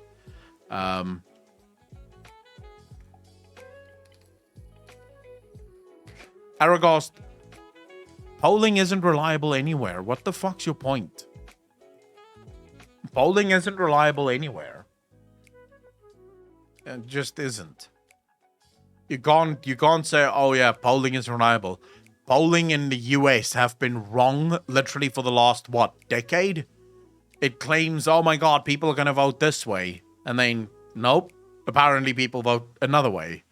So yeah, not to be devil's advocate, but no, if we watch Russian movies growing up, maybe we would condone Putin while not agreeing with what America does in other countries for resources. I don't know, but China have no experience in war. They just flex their weapons. Yeah, I'm not willing to take that fucking chance, though. Jesse Bear, you motherfucker. Thanks for the Prime sub, dude. 7 months, part of the DJ Nation. Appreciate you, fam. Thank you. Jesse Bear, you missed the Fat Fuckers Club.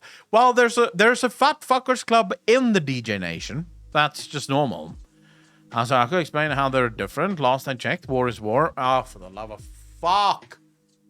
Oh, King Julian, I really hope you're trolling, bro, because no one's that stupid. Hey, seriously. All right. So let's imagine tomorrow Zimbabwe and Botswana announce that they're going to war. Who gives a fuck?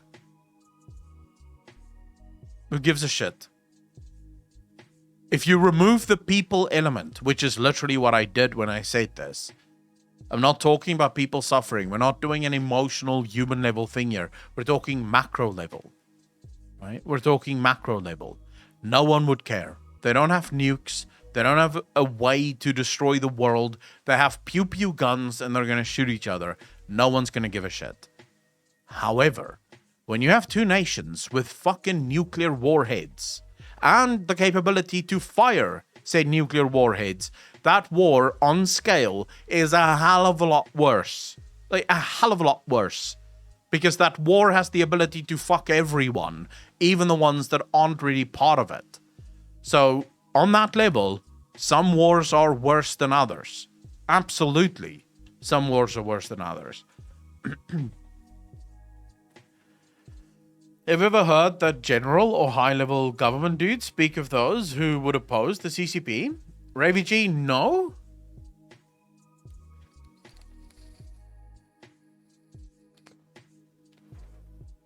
No, I haven't. I would like to say, can we all at least agree on one thing? We do live in fucking scary times. Like, it doesn't even, like, even if you don't necessarily, like, agree or disagree, these are scary fucking times.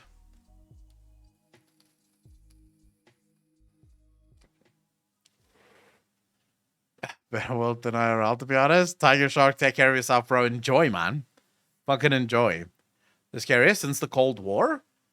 I would say the Cold War wasn't even that scary, because for most of the Cold War, it was clear that neither side really wanted to attack the other, right? For most of the Cold War. They were sort of just pandering. Whereas it feels like we're on the verge of actual hot war. Still more secure than the rest of history. Banani, that is also true. That is also true. But the issue is, war has always been like a thing, right? War has always been part of our history. We have always gone to war. The difference now, though, is that the toys we have reached exterminatus levels. Aragos, yeah, of course. Sabi Waves, how you doing, brother? True name. Since the Cuba crisis, it has some pretty dicey times. What is this?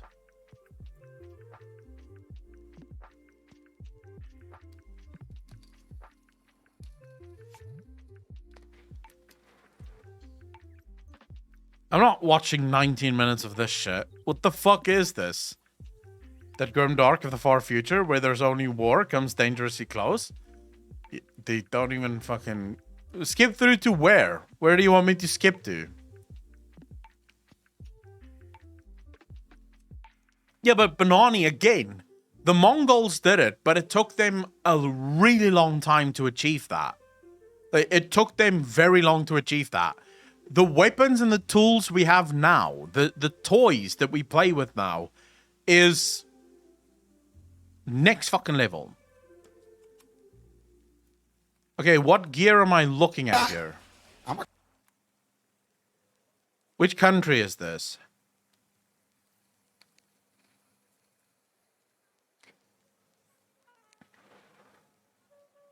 This is Ghana.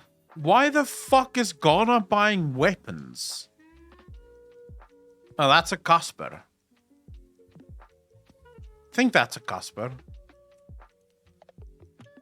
This is the only claim to fame that South Africa has, by the way, is this thing. The South African government designed and built this thing in the 80s, I believe, or it might actually be, like, earlier. And I think, if I'm not mistaken, almost every country in the world uses the same design for it. Dude, but what the fuck is Russia getting... Oh, what is Ghana getting ready for?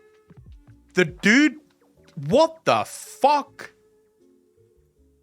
Bro, the dude turned a military vehicle into, like, a pleasure palace. Like, what the actual fuck? Holy shit. Oh my god, talk about wanting to be safe. You know, it's got its gun there. You know, when you're done watching a few movies, you might want to shoot some people. So obviously, you know, why wouldn't you? Man, it's like, fuck my life, bro. Oh my god. This is Africa for you, man. This is what happens in Africa.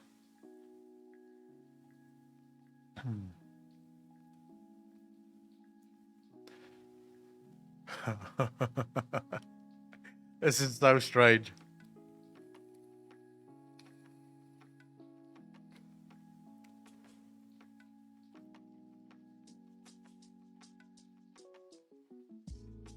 Wait, he's literally turned it into like a...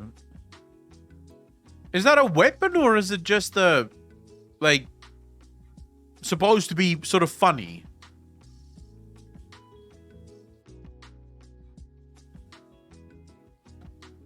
That's what you're saying, Echo? That if things continue the way they are, then we will actually get World War III proper? It feels like we're definitely closer than ever before to World War III, yes. That's what it feels like. I feel like the world is definitely hotter than it's ever been before.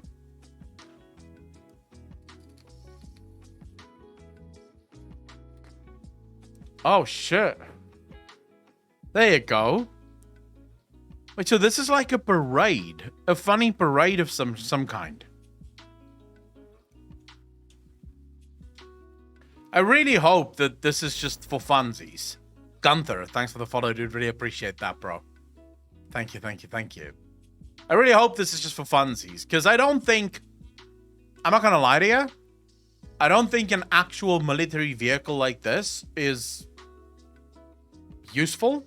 I know they look great in films, but if you were actually going to war, I don't know how useful something like this would be.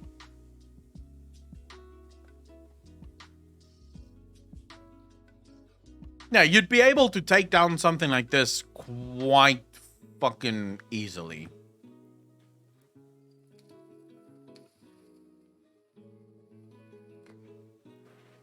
No, they look cool in films, and let's be honest, if you're playing or if you're in Warhammer 40k, something like a Titan is fucking scary, but it's also not practical.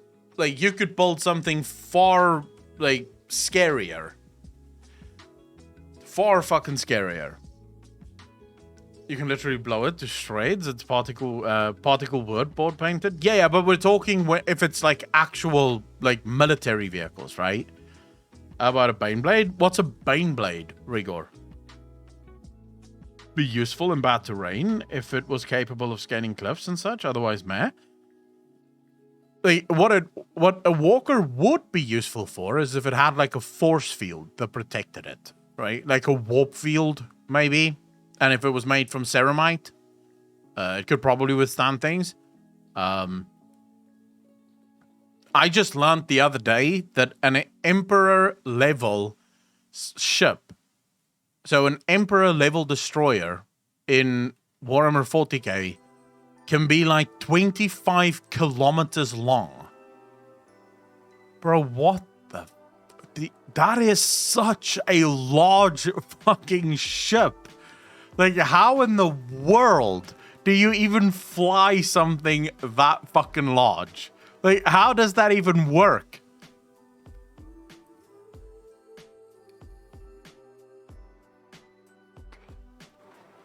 Dude, I don't know.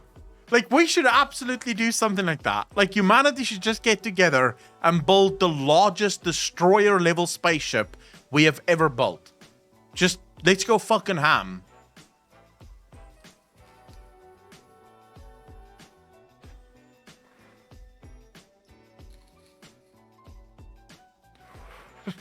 Yeah, we do look like pussies. Like, humanity need to step out. We need to step the fuck up, boys. Is our OP? That's part of its claim to fame. So overkill that it just wins every crossover. Dude, I'm gonna be honest with you. I think you could have an entire Hollywood just making movies and series in the Warhammer universe. It is so vast that you would just never run out of fucking material. Like games, Warhammer games, for example. I bought Chaos Gate yesterday. I bought Chaos Gate. It follows the Grey Knights, and there's an Inquisitor on board, and it tells the story that's happening literally just in this one galaxy. And there's so many fucking like solar systems and shit going on that you could literally have a story everywhere and just never run out of anything. Boot that shit up. Why are we talking about fucking World War III? Boot that shit up. Yeah, we'll play it in a bit. We should just chain Earth to the sun with energy rope and put rocket thrusters in Australia or something. Boom, biggest ship. Oh, shit. Henry Cavill loves 40k and wants to play. Dude, don't even fucking talk about Henry Cavill. The dude is breaking my heart. You guys, did you know that he has not signed up for season 4 of The Witcher? Yeah, he's not coming back for season 4. Dude, that is sad, because he was a good Witcher. Grimfield, we don't know. One theory is that since he's now back as Superman, he's not going to have time for Witcher. The other theory is that he only signed up for 3 seasons and they couldn't get him. That's a good point. What does this Liam guy look like? I don't even know. I don't know.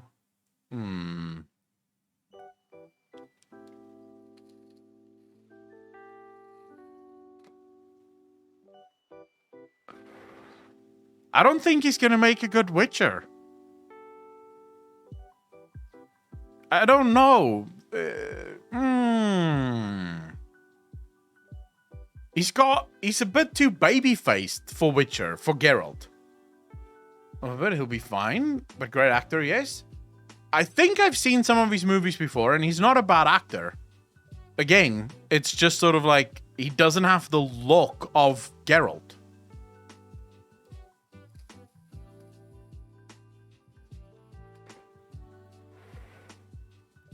Want to be a part of it? But we don't know if that's the truth. At least from what I've seen. Younger brother. Yeah. It's like the new Batman. He definitely needs to prove himself. I would say... So I watched... Did you guys watch Batman? With, what's his name? The guy from fucking Glittery Vampires? I don't know what his name is. Pattinson, I think something. Something Pattinson. Robert Pattinson. There we go. I think it was pretty good, actually. I enjoyed that movie.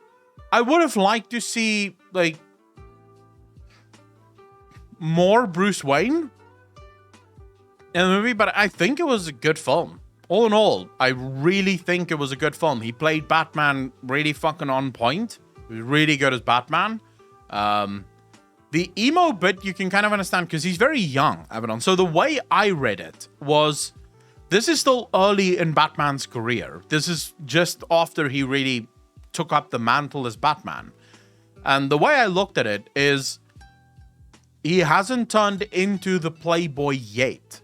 So, because Bruce Wayne only turned into the Playboy to sort of throw suspicion off of him ever being expected to be Batman.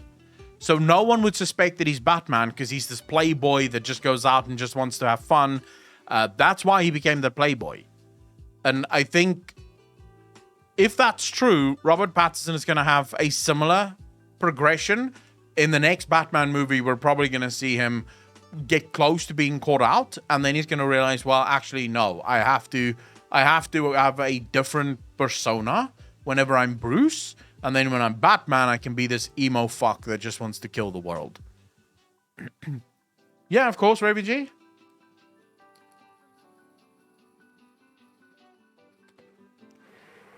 Alone, I fucking loved Batman. Batman is definitely one of my favorite ones. Oh yeah, this one I saw, Ravi G. I saw this article. This was actually quite interesting. The writer for the new X-Men 97 basically claimed that the Witcher writers, most of them don't even like the games in the books. Most of them fucking hate the games in the books. Which is... It kind of shows, to be honest. It does kind of show. Yeah, Scott Burke, a lot of people misunderstand superhero movies. Specifically things like Batman and Superman.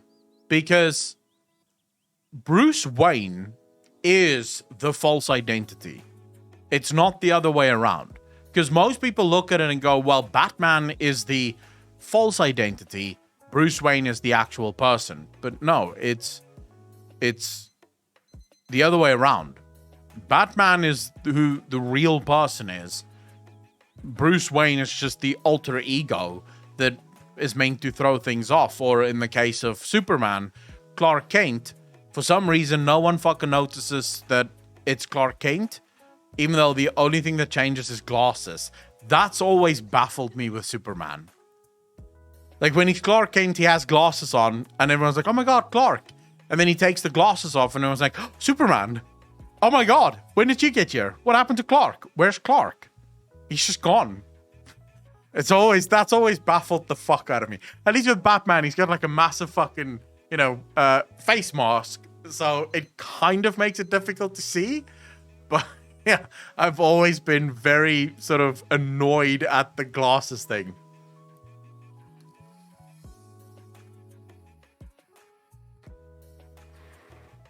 Glasses changes everything. Yeah, Sag.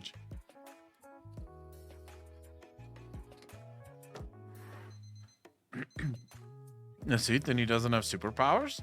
I like Batman for exactly that reason. Plus, it's one of the reasons I've always been a fan of DC. DC is much darker than Marvel. And I like the darkness of DC. Please, did they ignore him? Macaulay, yes, but if it was real life, you'd still notice, whoa, that's Superman, right? It's just Superman with glasses and he's kind of clumsy, but it's still fucking Superman. Especially like in the series. I don't know if you guys remember the Superman series, not the not the Smallville one. There was an actual TV series, I think, called Superman.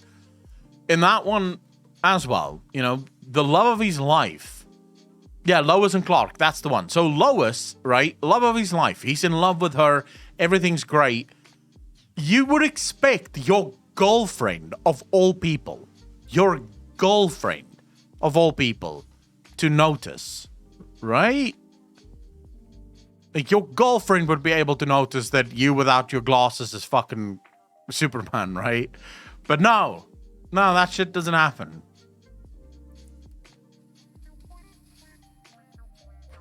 I didn't like the last Doctor Strange movie. Sorry, I didn't. I found it very boring. So extravagant and over the top and just, yeah, I didn't enjoy it. Andy, how you doing, bro? At the Ultimate Bravery thing for League. You want to do it on stream or off stream? Because I can only do Friday to Sunday. I don't know, Andy. We'll have to see when I have time. But probably weekends is best. Either off stream, on stream. We can talk about that.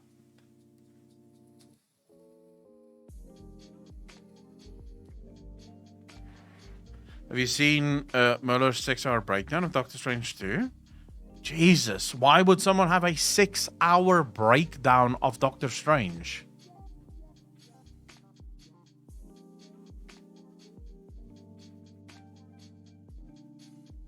Wait, yeah, I don't know. Whatever the fuck, Doctor Who. I've never watched a single episode of Doctor Who. So yeah, when it comes to Doctor Who, I can't really speak. I know people say that Doctor Who is great and all, but here's my problem. Every single like snippet from every single episode that I've ever seen of Doctor Who, the graphics are terrible. Just terrible. Now, here's where things get strange. In games, I don't mind bad graphics. In movies and TV series, I fucking loathe bad graphics. It is difficult for me. If it wasn't for the brilliance of Star Wars, I would not be able to watch the last 3 films of Star Wars because the graphics is just really bad. So yeah, it's like very weird for me.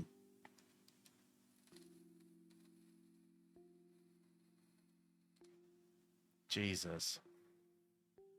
Mother, in your life, games can get away with bad graphics because the whole thing is graphics. That probably makes sense too, yeah. Whereas in TV series and stuff, especially like live action stuff, when the graphics are bad, it just takes you out of the like action. It just completely destroys things. That makes sense, Sebi?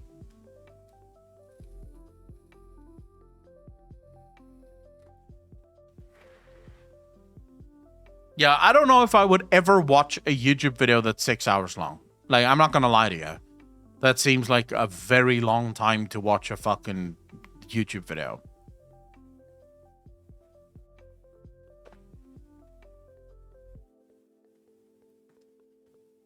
No, I mean, it's kind of similar. I guess it depends on the show. Because there was that one show, Legend of the Seeker, where the graphics were very bad. But it was good. It was a good fucking show. But I guess that was also because there wasn't that much, like, magic. There was some magic, but not that much magic. Speaking of bad graphics, have you seen the Orgrimmar Unreal 5 engine clip? No, Grandorius? Hold up, let me just quickly see. I may have. I'm not entirely sure. Orgrimmar Unreal Engine 5. Here we go.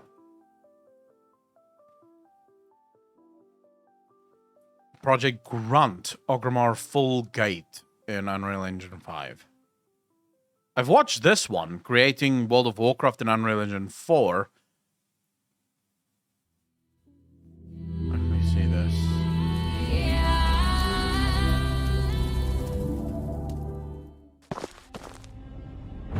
Jesus. Bro. Imagine World of Warcraft with these graphics, man.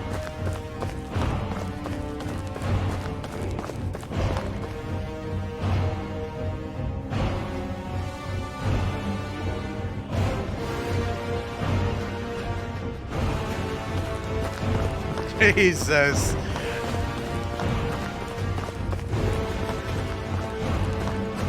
This is really fucking good. I mean, I think if you were trying to play this on a PC, so many people wouldn't be able to play it. And I think a lot of people would struggle to even get 60 FPS. So I don't think graphics like this would ever actually work in an MMO. There's just too many things that changes, and MMOs tend to be too big for graphics like this.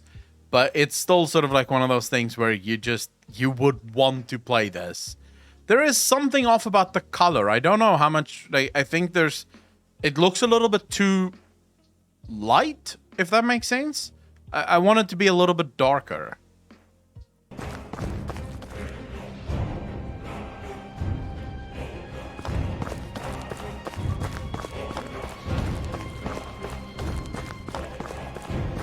Dude, the guy even has NPCs working.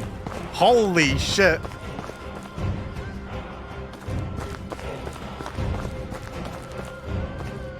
Oh, shit. Bro. Oh, my God. All right.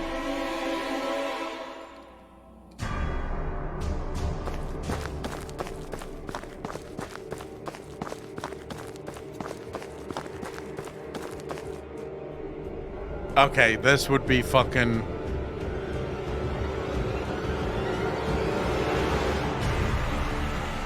This would be OP as shit, bro.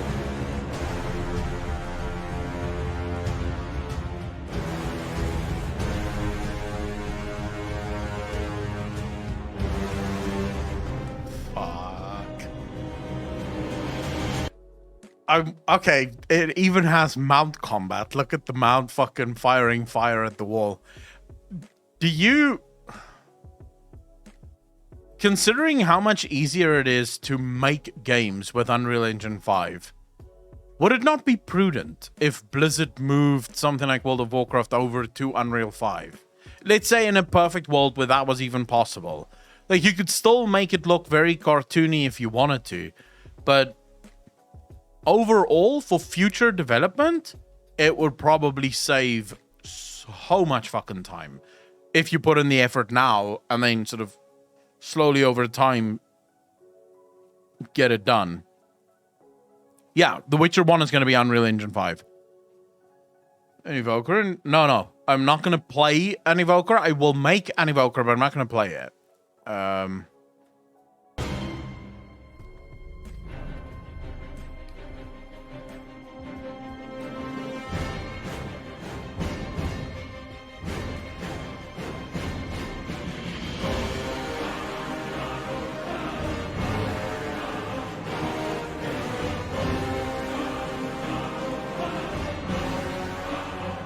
Dude, it does look fucking brilliant.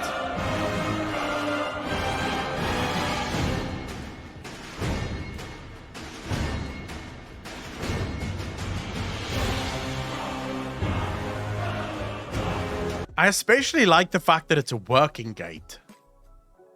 I would like to see more working gates and working doors and stuff in WoW.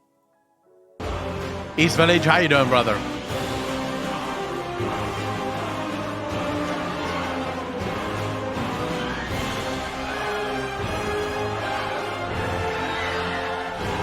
Dude, this guy actually put a lot of effort into it. I'll give that a like. That's fucking good. For me, I haven't locked in weeks and haven't bought DF. No, I'm definitely hyped for Dragonflight. I think Dragonflight is going to solve a lot of the issues that I've had with World of Warcraft, but we'll have to wait and see, because ultimately it's too early to lane myself to either side. I don't want to go into the no, fuck it, screw this game, because I'm not there. Personally, that's not what I feel. I can understand people's complaints about Dragonflight, so I can understand why some people are fully on the side of fuck WoW, I never want to play it again. But I'm also not on the side of the people that's going, oh my god, this is going to save WoW, it's going to be the best thing ever. WoW is saved, finally, Blizzard have listened. I'm sort of in the middle, where I go, I like what I'm seeing, let's see more. Let's wait and see how it plays out. Because I haven't stepped foot in Dragonflight. I didn't play the beta. I didn't play the alpha. I have no fucking idea what is going to happen with this game. So I'm just sitting here waiting to check it out, waiting to play it, because I am excited for it.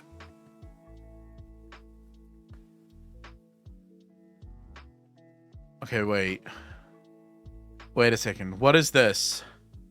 Total War Warhammer 3. Immortal Empires.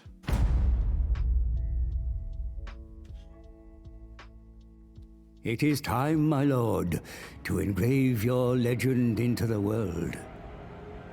But do not be hasty. To thrive in this vast and volatile domain, you will first need to study the lay of the land.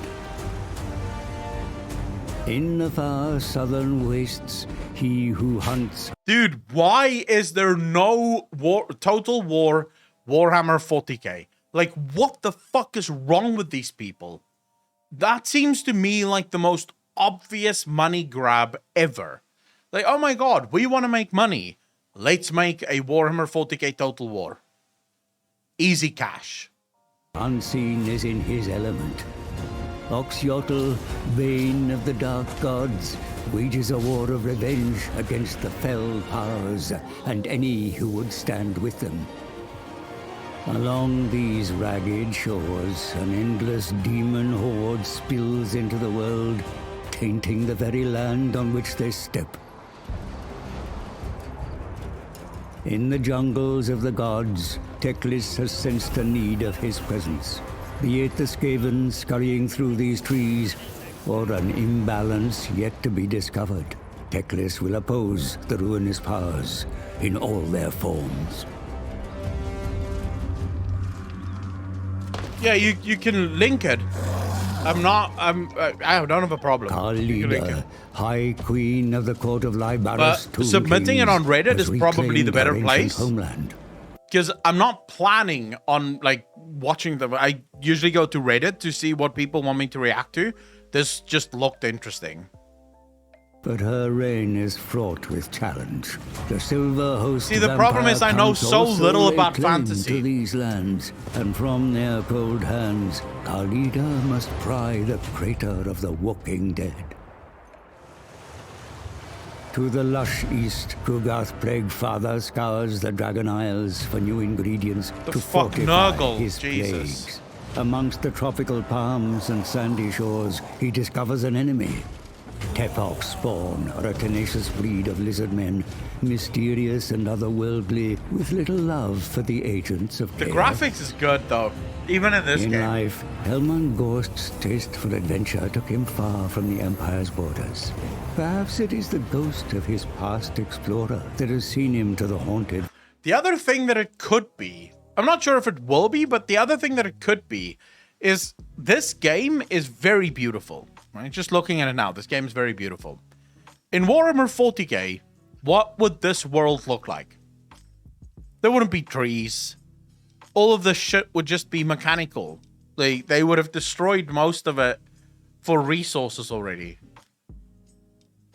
Yeah, unless you do make it, say, you choose a new planet in the star chart, right?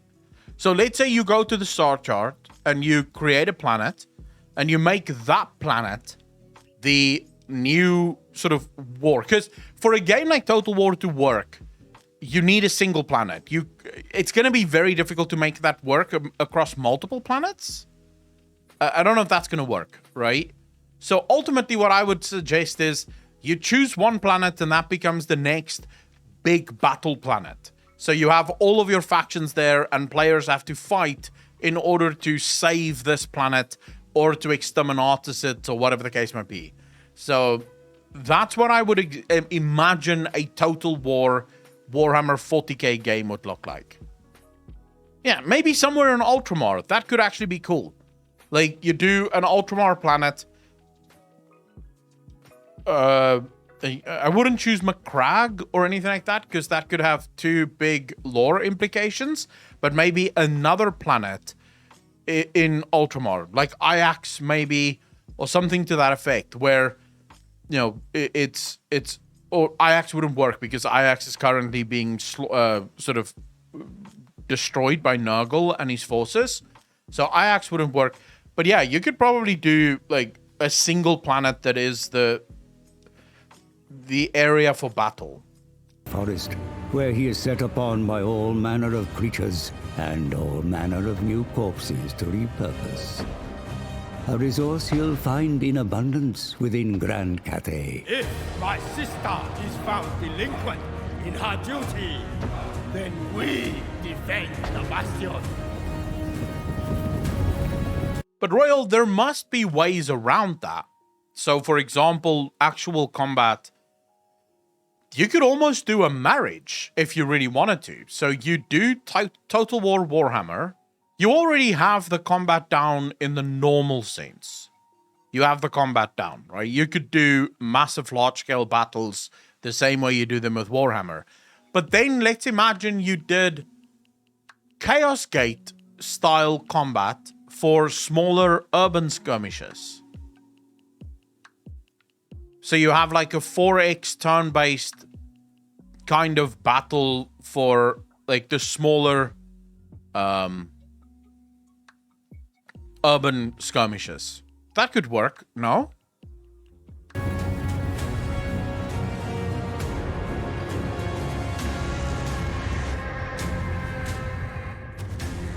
The Dragon Emperor's territories are vast, varied, and fractured.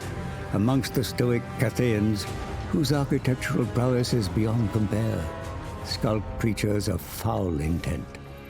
The vampiric curse siphons life from the land, which is trampled beneath the heavy boot of orc warbands, and, burrowing deep into the heart of this once great nation, I've never played that. Skaven. East Village, I'm not sure yet. I'm not sure yet.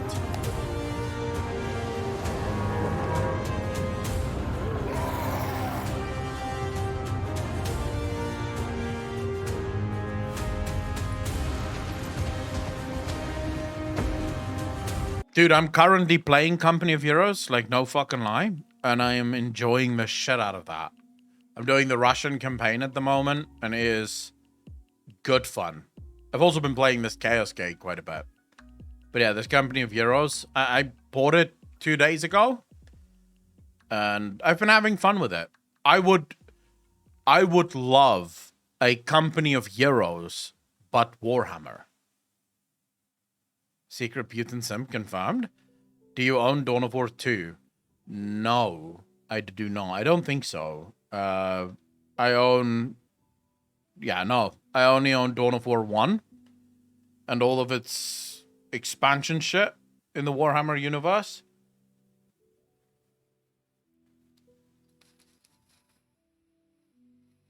Like there you can see.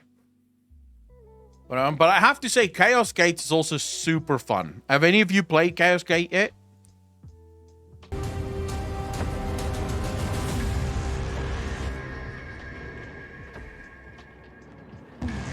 Enemies within and beyond. The great bastions contain... It's XCOM, but it's not quite XCOM. It's, in my opinion, in some ways worse than XCOM, in some ways better than XCOM. The thing that I like most about it is the fact that when you shoot at something, it hits. It's none of this XCOM bullshit where 99% chance to hit and then your guy just fucking shoots literally into the air. And you think to yourself, wait, you're a veteran fucking soldier, bro. How did you just miss that? So I hated that in XCOM. Whereas this one, you hit, and it's all fucking good to go. Oh yeah, I prefer the dialed down RNG to XCOM 100. Yeah, I mean the RNG crit is fine for RNG. I don't mind that because you can get a great shot and you crit and it kills immediately. Otherwise, it's gonna take 1 or 2 shots. That's perfectly fine.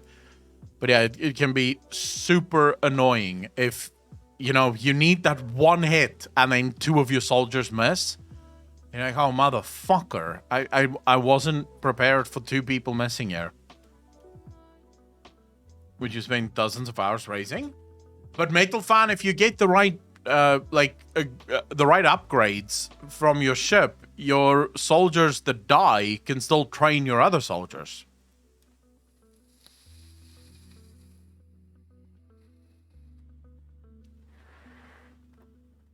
So, that's not too bad. Faction on 40k. Oh, the Leagues of Voltan.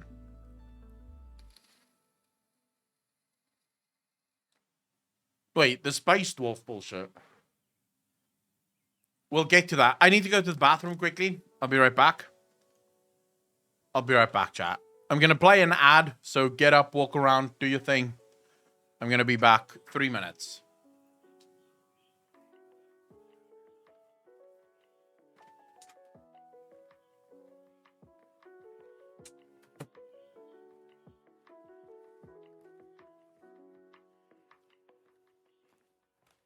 Now, how about drums?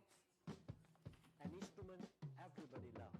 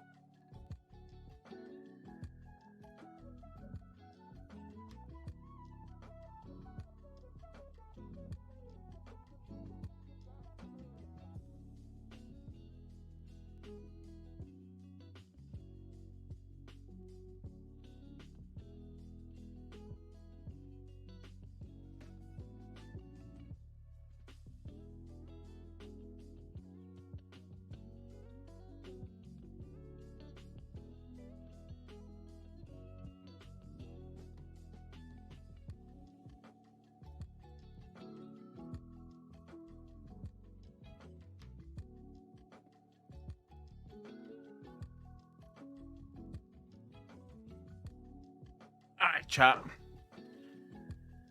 Yes, Aragost, I've seen the cinematic for Space Marine 2. It looks like a good it's gonna be a good game. Rob, you bastard, thanks for the follow, really appreciate that, bro. Welcome to the channel. Thank you. You're far too kind, sir. How about the Dawn of War games? I haven't seen all of the cinematics for the Dawn of War games. I know that there are people that's very triggered by the fact that I haven't seen the cinematics for the Dawn of War games. Is there a video out about Preach's meetup with Blizzard, or not really?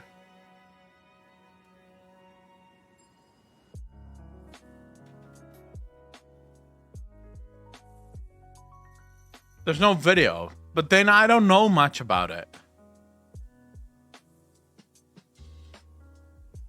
I mean, I know that Preach went there, and I know that Preach have spent time there, but other than that, I literally know nothing.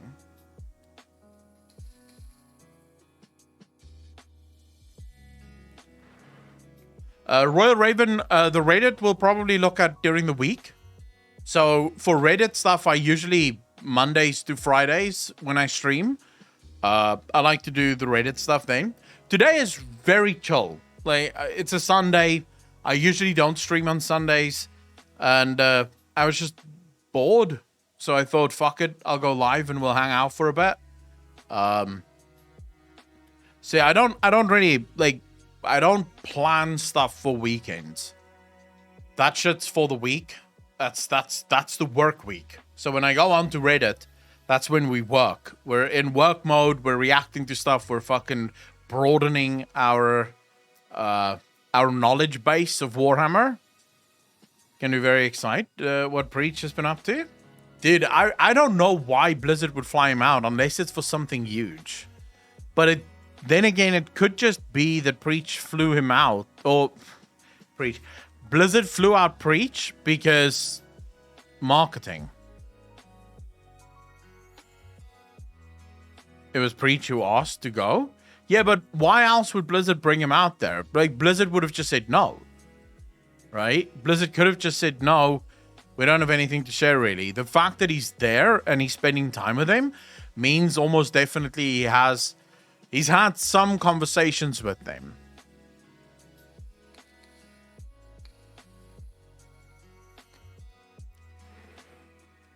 Royal Raven, I do top of the Reddit stuff for a week.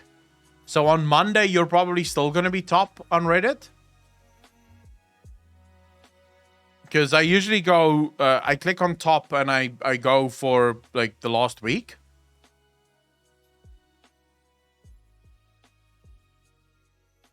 Death of Knowledge and 40k. Is that you?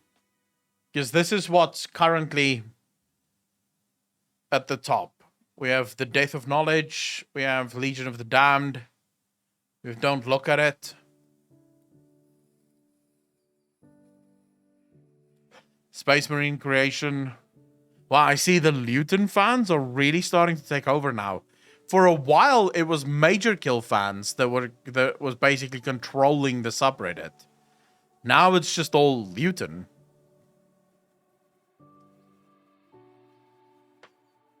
Well, 2.0 and an engine overall at least, like Realm Reborn. I don't think Blizzard is ever going to do that. So, Thromka,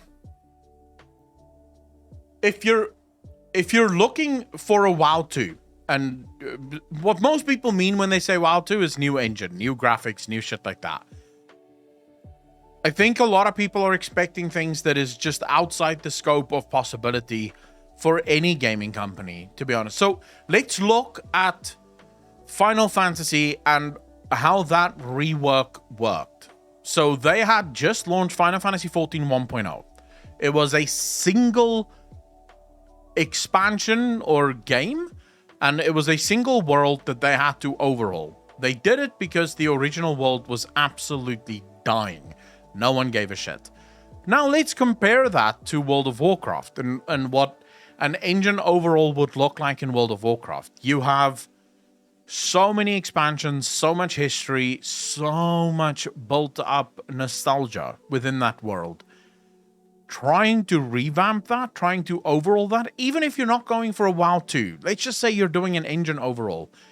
The amount of work, because the thing with engine overhauls is it's not just, oh, we're going to switch to a new engine. Great, let's just import all of the files. That's not how that works.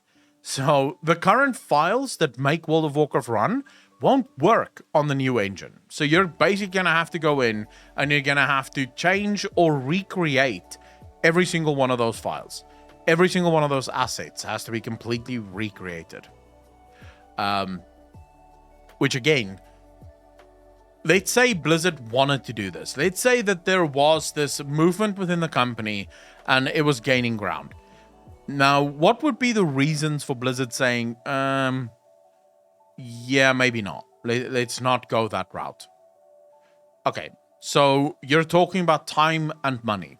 Lots of it. Because all of your developers are now going to work non-stop trying to get the game to work on a brand new engine with brand new graphics, fidelity, all that shit. Most things will have to be completely recreated from scratch because it's not just going to be imported into a new engine and bam, Bob's your uncle. You then have to ask yourself a question if you're the company. So let's turn ourselves into Blizzard and we say, okay, we can either continue making the game that we're making now and we'll make money. We won't get a lot of the new people in, but we will have players because we do have players even now. Even though the game has gone through a lot of shit, there's still people playing it. We make our money because at least the development of the original engine have completely been paid off. All of the work that they're doing on the engine, it's paying for itself. It's perfectly fine. Is it worth it to completely overhaul everything and start from scratch? Is that worth it? Considering the amount of money. So let's just imagine a number. Let's say it costs them, on average, a new game, a new AAA game will cost anywhere from 100 to 150 million US dollars to make. Right? That's how much it costs. That's not including all of the failed projects. That's just looking at the initial cost for making a new game. With MMOs, that number goes up considerably. But let's say Blizzard spent 50 million doing it. Well, now they have to ask themselves, will we make that money back with our investment? So we've built this new WoW. We have WoW 2. It's all glorious and beautiful graphics and everything's new. But are we going to make that back? And the usual question that they ask themselves for any investment, if you work for a company or if you have a company, investment has to pay itself back in 3 years. Not more. If it takes 4 or 5 years, that investment generally isn't worth it. So you have to ask yourself, can I make 50 million back in 3 years? But that's not the only equation here. Because it's not as if you're starting from zero. This isn't your first game. You are replacing an old game. So first you have to ask yourself, okay, over the next 3 years, how much would I have made with the old WoW? Let's throw out a number and say 25 million. Okay, cool. So I would have made 25 mil.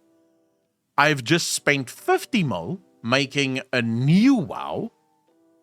So in order for me to break even, so just to break even, that's all of the engine costs plus the costs lost due to not using the old game anymore, but going for the new game, is now suddenly 75 million. I have to make 75 million before I actually start turning a real profit. Because I would have made 25 million no matter what, right? If I did nothing new, I would have made 25 million. I'm now not making that 25 million. I've spent 50 million on top of that, and I'm hoping to make all of that back because otherwise it's just not a worthwhile investment. And we're not even talking about profits yet. So over 3 years, I probably want to pay back my investment, everything that I possibly lost, and then some, because I want to turn a profit. So at the end of the day, though that level of input cost just makes it not worth. Why would I spend that amount of money for the chance of making more money? And then you risk losing a lot of your actual player base because they don't give a fuck, right? They don't want the new graphics. They don't like the new graphics because a lot of gaming is about feeling. It's how we feel. And it might be that when you overhaul all of the graphics and the engine and everything works differently, players just don't like how it feels. they preferred the old way of playing WoW. So you may lose players. It just becomes a mess. I think World of Warcraft has gone too far. The way in which I see World of Warcraft doing a WoW 2, if it wanted to, and let's put WoW 2 in sort of quotation marks, you spin off from Wrath of the Lich King.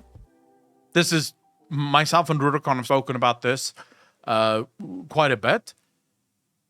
The perfect place for WoW 2 is a spin-off from Wrath of the Lich King. We just now got Wrath Classic. At the end of Wrath Classic, Blizzard have a choice. Blizzard could do Cataclysm, right? Cataclysm Classic. They could potentially do Mists of Pandaria Classic. I see Classics drying up at the end of Mists of Pandaria Classic. I don't see people lining up to play WoD Classic. I'm going to be honest with you, I don't see people lining up to play Legion Classic, especially considering you could still today, for the most part, play Legion. Right? So, I don't see people lining up for more Classics after really Mists of Pandaria. The argument for me would be Wrath of the Lich King offers Blizzard with a perfect jump-off point. It is absolutely perfect.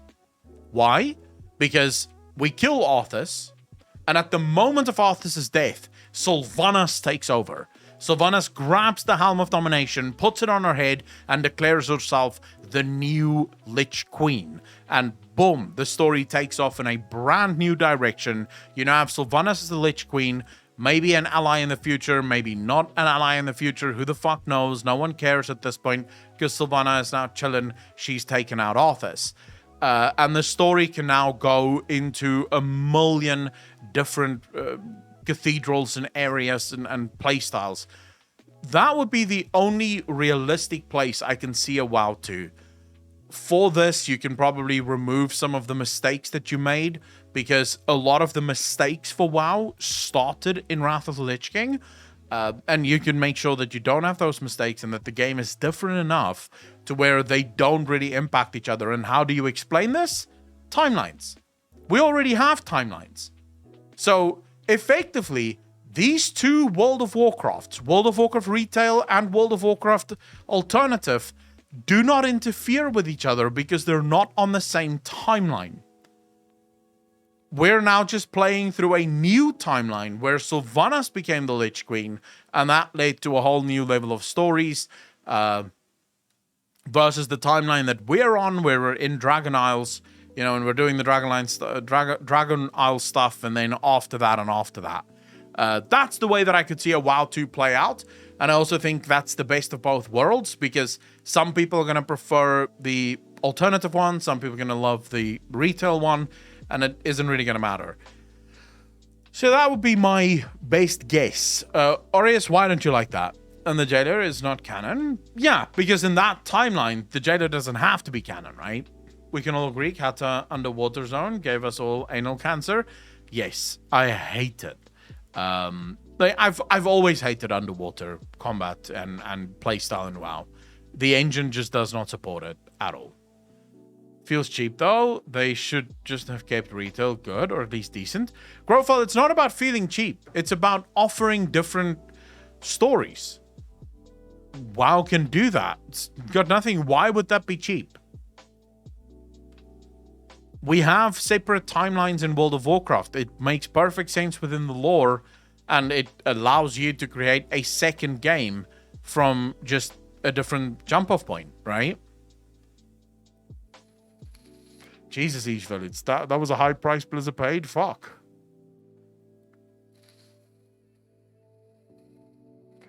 Growfall, yeah, but, okay. You're not following what I'm saying. What was an alternate timeline that still slotted into the retail timeline? I'm talking about a complete deviation from the retail timeline. In other words, the retail timeline doesn't exist in this new WoW. It's never going to slot into the retail WoW. Retail and this new WoW is never going to come together. Retail WoW is going its own direction, and this new WoW is going its own direction. It has nothing to do with each other anymore. I'm married to WoW story as it is. That is why I hated WoD story. Yeah, but you still have your WoW story, Aureus. Retail is still continuing. You have that story. You never have to play Alternative WoW. Alternative WoW is for people that don't like retail, that want a different WoW, that want a different story, that don't like the way the story this time went.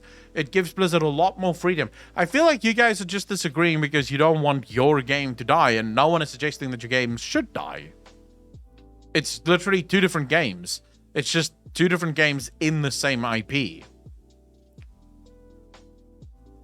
Yeah, but this okay. You can play WoW 2 then if you don't want to play retail, play WoW 2. But WoW 2 is never going to happen. This I can guarantee you, it's not happening. There's not going to be a WoW 2. In my opinion, Diablo 4 is the replacement for World of Warcraft if World of Warcraft's Dragon Isles do not work. If Dragonflight the expansion doesn't work, Blizzard is going to go balls to the wall with Diablo 4. Because Diablo 4 is an MMO. I don't care what anyone fucking says, it is an MMO. If you look at, you have a shared world, you have giant world bosses, you have dungeons, you're probably going to have raids at some point. It's an MMO. And it might be that that's what Blizzard is doing. They don't know if WoW is going to be able to survive, and WoW 4 is there to ensure that even if WoW doesn't survive, they still have their MMO. This time around, though, it is not a pay-to-play MMO. It's a buy-to-play MMO. And they can have as many cash shops as they want. So, yeah, that's sort of... I don't see a WoW 2 at all in the future for WoW. How is it without the MMO, Massey? It's not without the MMO.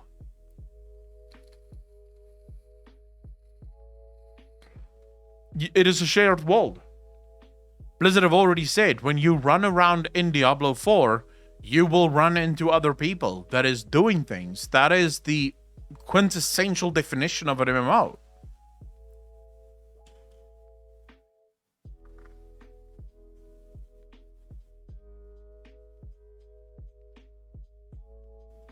It's not that they listened to the Twitter mobs and to Californians.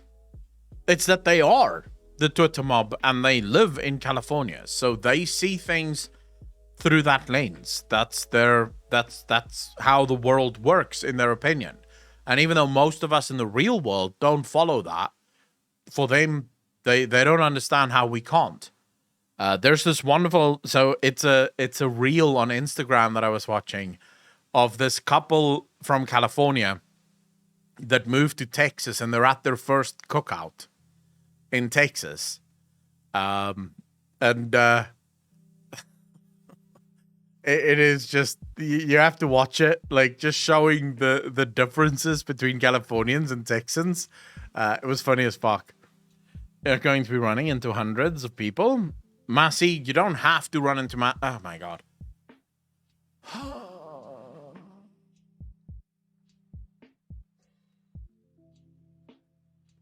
You have a game that has dungeons that you can do with other people. You have a game that has world bosses that you need other people for.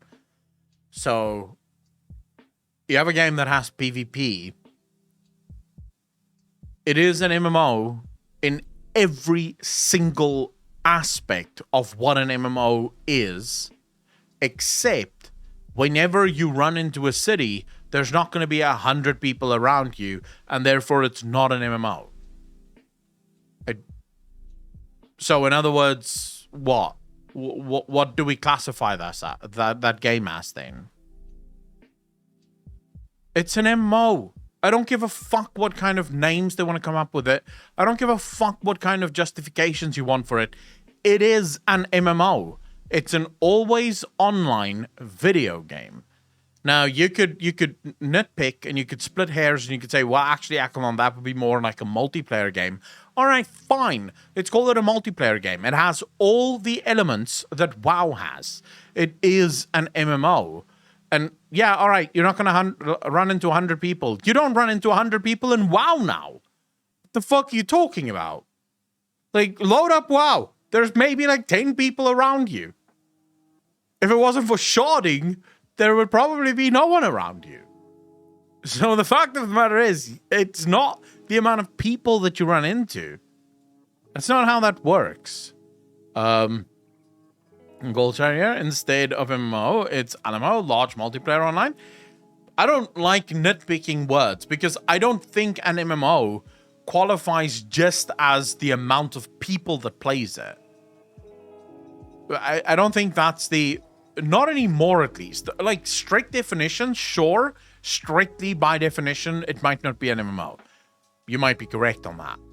But that's not what people mean when they speak about MMOs. When we speak about MMOs, we're talking about persistent worlds, always online worlds, shared worlds. These are things that we think of when we think MMO. And in that sense, it is closer to an MMO than what it is to a single player game. I mean, that would be my question to you. If you were to compare it to... So let's say you have Witcher 3 on the one hand and World of Warcraft on the other. Which of those two games do you think Diablo is closer to?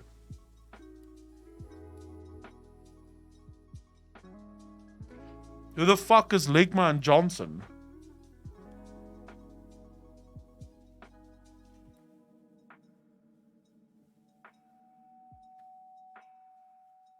I don't know who the fuck that is. First, you have to define massive, which is different for everyone. Well, massive is anything, I think, bigger than 7 inches. So, I would say that's probably massive. I mean, you could have 15 inches, which is fucking huge, but still massive.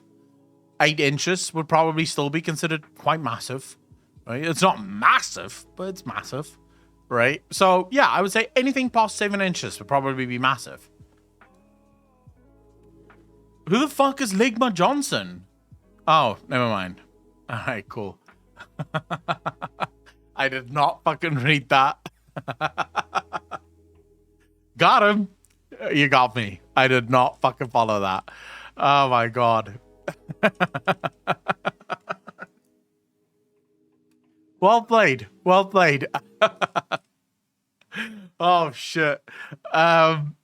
Two guys took board boxes and went in front of Twitter to troll media, and they pretend. Oh shit. Okay. Did I come in on the dick combo? Great timing. Bad Gamer, how you doing, brother? Look at him. All right.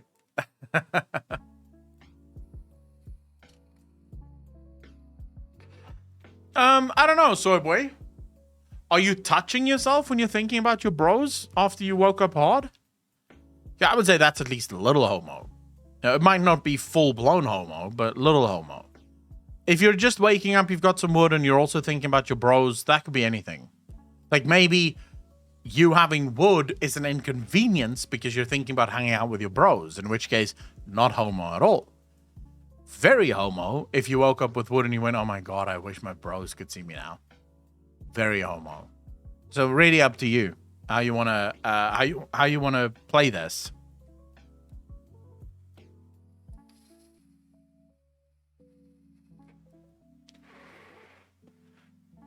How old Ligma Johnson? All right. Did the media actually fall for the troll? Tell me the media actually fell for the troll. I was ready for this and just spent all my... Oh my god, bro. I can only apologize, bro. Of course they did. Oh. Yeah, can I get a video of that, please? Does anyone have a video of it happening? Like, where they read it out? Because I would love to fucking see that. I would really like to see someone in the news just going, yeah, so we have Rahul Ligma Johnson that's been fired. Oh my god, they fell for it? Only The Verge saw the troll? Alright, what was it? Financial news channels duped by fake Twitter employees. 2 financial news organizations fell victim to a hoax perpetrated perpetuated by two men who claim to be fired employees of the social media website Twitter. The incident happened around 1 p.m. Eastern Time, 10 a.m. Pacific, when reporters staged near Twitter's San Francisco headquarters noticed two men who were carrying boxes near the building. The men who identified themselves as Daniel Johnson and Rahul Ligma claimed they worked as data engineers for Twitter until Friday morning when they were let go. CNBC reporter Deidre Bosa said one of the men appeared visibly shaken while explaining his sudden job loss. It's happening, Bosa claimed in a tweet. Entire team of data engineers let go. These are two of them. Bosa's claim was later repeated during a segment featuring CNBC's senior technology and media reporter Julia Boorstin, in which a CNBC anchor claimed that Twitter's entire data engineering team had either fired or resigned. The anchor commented, dude, okay, so I know we're busy reading for the fun of it, but this is the problem with modern day news. You have CNBC, you have like proper fucking journalists that do not vet the story. They don't try to find the truth. They have two random fucking assholes saying things and they just run with it. They just go, oh my god, he must have done it. Fucking he must have done it. This is disgusting. Wait, what's this video?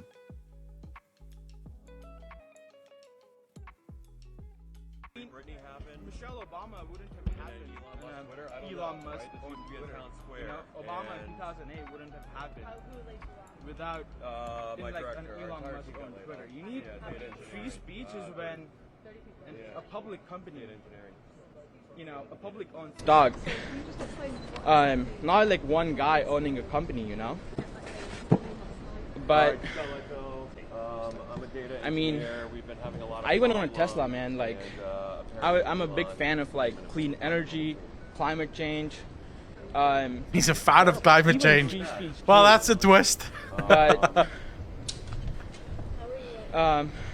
yeah, my director is fine. software engineer. How long have you been working here? 3 years. Out of college. It's my first job out of college. Did they tell you why you were laid off? Did they give a reason? They said like no reason, but it's just like restructuring. Or, Yeah, it's trolls, all is it? like no specific reason.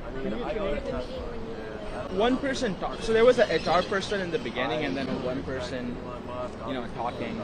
I couldn't see how many people were in the meeting.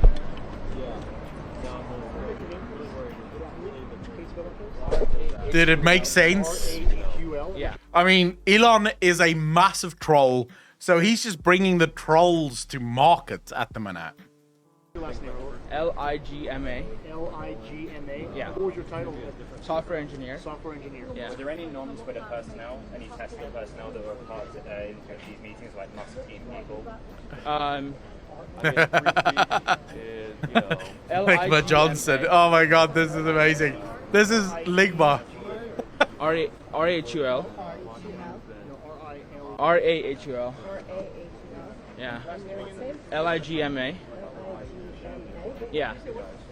Thank you. Did you have other members on your team? Probably. I mean, then a person just walked to my desk and asked. It's just insane, dude. This is our media. These are the very people that you're trusting to give you the truth about wars in the fucking world. They have two trolls telling them, oh my god, I worked at Twitter and I was just fired and my name is Rahul Ligma and my friend is Daniel Johnson. And somehow, like, no one does any vetting. These fucking journalists get their news on Twitter, bro. They see someone tweeting something and they go, oh, that must be true. It's on Twitter. Must fucking be true.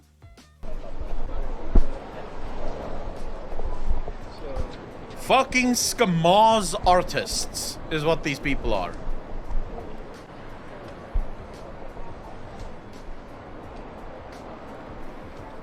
Like Van Johnson Troll Company.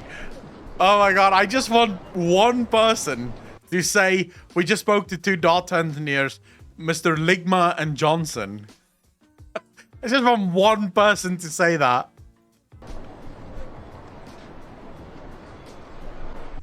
Hello everyone, pranksters posing as lead of Twitter employees track media outlets.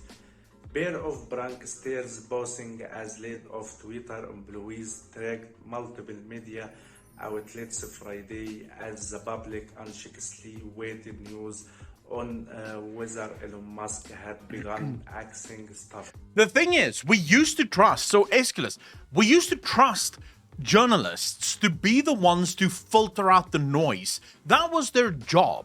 Their job was to investigate stories so that we could know what the truth was.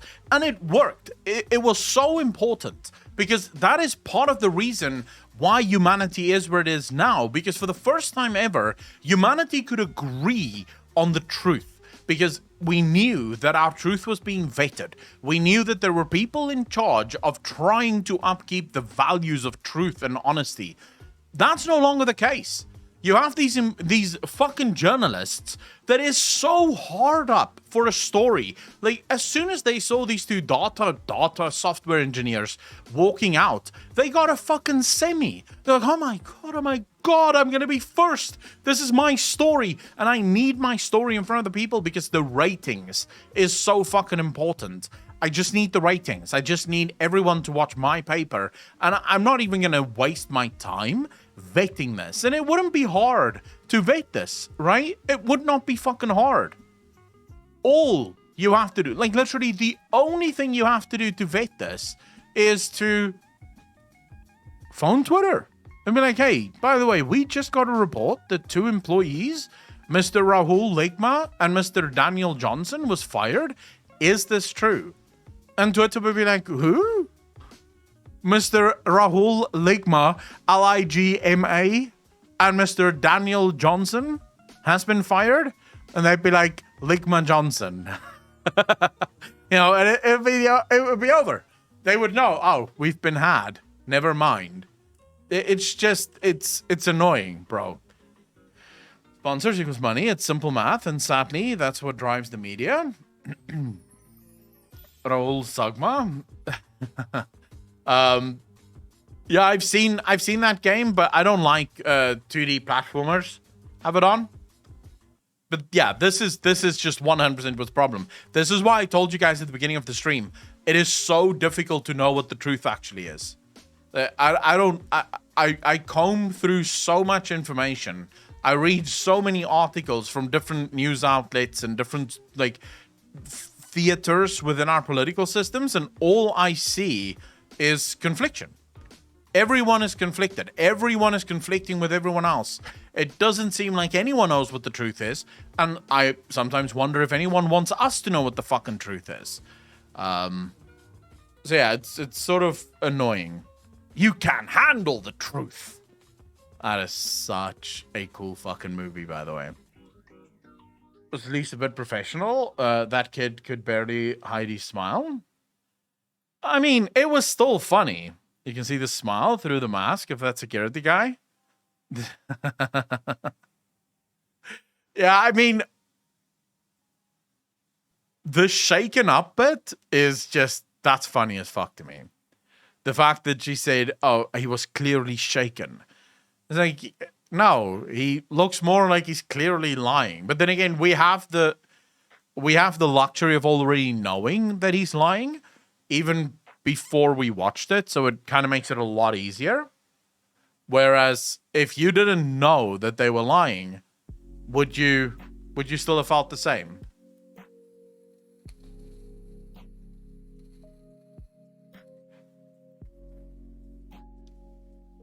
Especially, and I actually own a Tesla.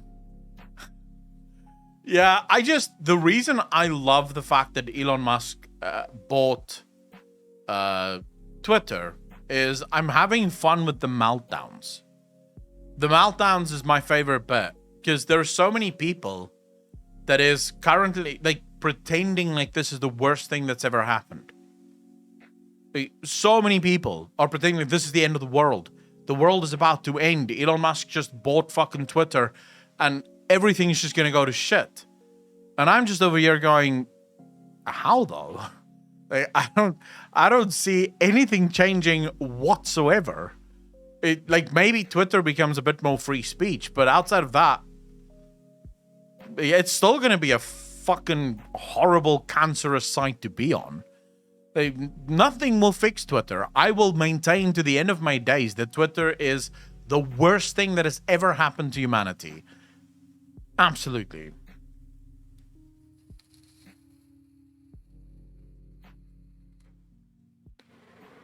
Manson, how you doing, brother? I've never watched one, no. I haven't. 2 minutes, it's up to you. I probably wouldn't watch that now, but you're more than welcome to suggest that on Reddit. If the people want to watch it, they'll upload it on Reddit. That's usually how the suggestions go. I don't even engage with 90%. I just follow a couple of streamers and artists. Dude, I just... I don't use Twitter correctly at all. I'm not focused on growth on Twitter. Well, to be fair, I'm not focused on growth anywhere. I just sort of fuck around most of the time, which I think is why a lot of people get annoyed with me. So just recently, I had a poll on my Twitter where I asked the very important question of what's weirder, pineapple pizza or seafood pizza? Those are the sort of hard-hitting questions I think we need answers to in this world. It's rare for me to actually give much of a fuck about Twitter.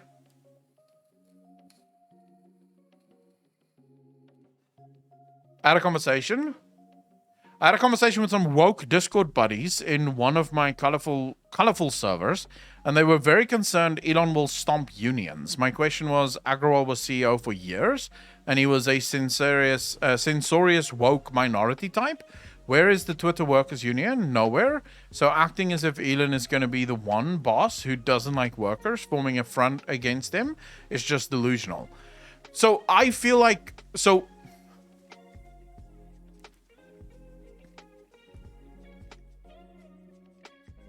I guess I'm very tainted by South African politics, but I hate unions with every fiber of my being. And it's not the concept of unions that I hate. I understand the concept of them, and in general, in theory, I like that unions exist because I do think that workers need a way to protect themselves. But if you live in South Africa, unions have so much power in South Africa that they are single-handedly destroying the South African economy, and they have no worries about it whatsoever. So they will ask for things. Let me give you guys an example. We currently have a state-owned electricity provider, right? It's owned by the government. It has more employees than what it needs. If you compare the amount of employees that work at that company to any other company in the world of the same size, this company has too many employees. It can't keep the lights on, as you guys mostly know. South Africa doesn't have electricity most of the fucking time. It can't keep the lights on. So these employees aren't even doing their fucking jobs, right? They constantly, every single year, demand increases. And when they don't get the increases that they demand, they go on strike, which puts South Africa in darkness. The economy loses billions per hour due to their strike. They don't give a fuck. They want their 10% increase. And if they don't want to give them 10% increase, then they just don't go to work. And the laws in South Africa are set up in such a way you can't fire workers that is on strike. You can't force them to come back to work.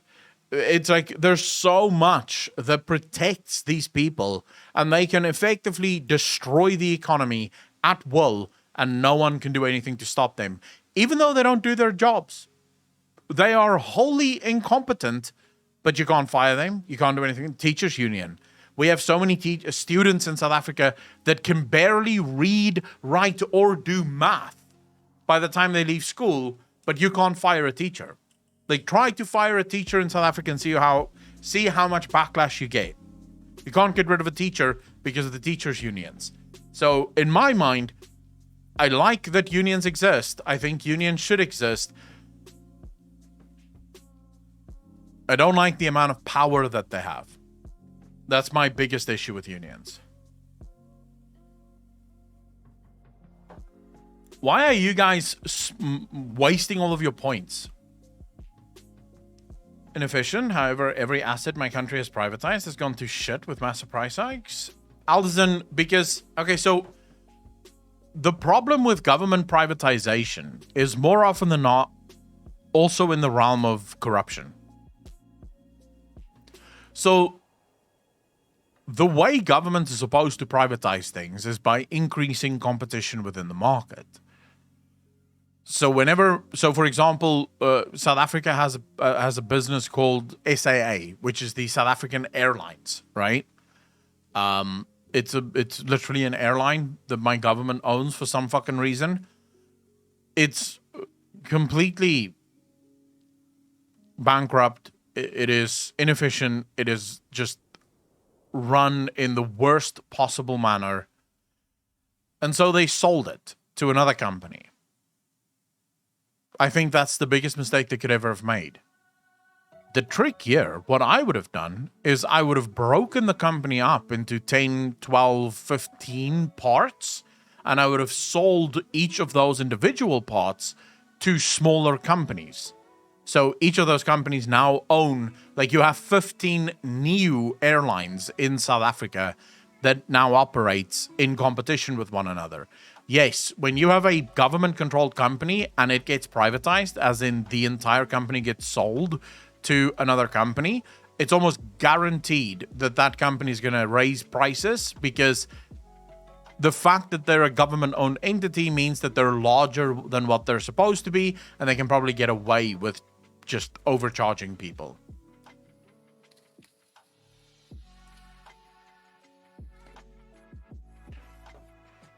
SAA, I found a YouTube vid that had the worst experience flying SAA. Yeah, I would not fly SAA if I was you. It's an effective monopoly. Yeah, the point of government is to break up monopolies. That's the point of government. It should stop monopolies from actually coming into existence. The issue with government is it is a monopoly. Government in itself is a fucking monopoly, which is a problem. Because how do you stop that?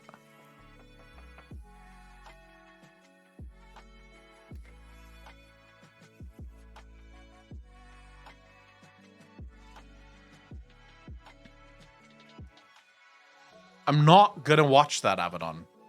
I told you already, we're watching Warhammer videos during the week. This is just a Sunday chill stream, guys. Fucking chill out. Just chill. Just sit back, relax, and just hang out. This is just chill. Seems like you're talking about breaking legions and chunking them into chapters. Manson, yeah, pretty much the same way, right? You want more competition, because more competition always leads to better prices, because that's just the nature of competition. So the thing is, the reason you need a government is the natural state of business is always going to solidify itself, right? Because you're always going to get some companies that's more successful than others, that will then start absorbing some of the less successful companies until you have one big successful company. The role of government is supposed to stop that from happening. So when government sees, Germany is a great example of a country that does this already. When you have giant corporations in Germany sort of trying to expand, the German government will actually block those corporations from expanding into certain territories, and literally because they want to ensure that competition can remain. So they give smaller companies a chance to sort of, get back on their feet and start challenging the larger corporations. Now, I don't know if that's necessarily the best way to do it, but at least that's a way to do it. I don't know what the best way would be. I genuinely don't.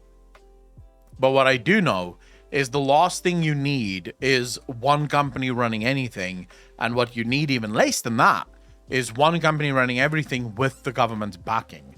because that's when things go apeshit quick.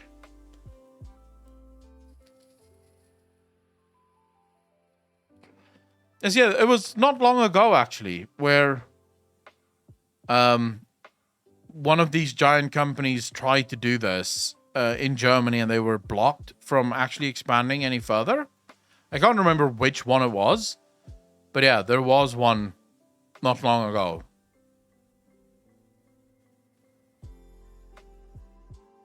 Oh, here's an interesting video. Let's see this. Why play MMO solo?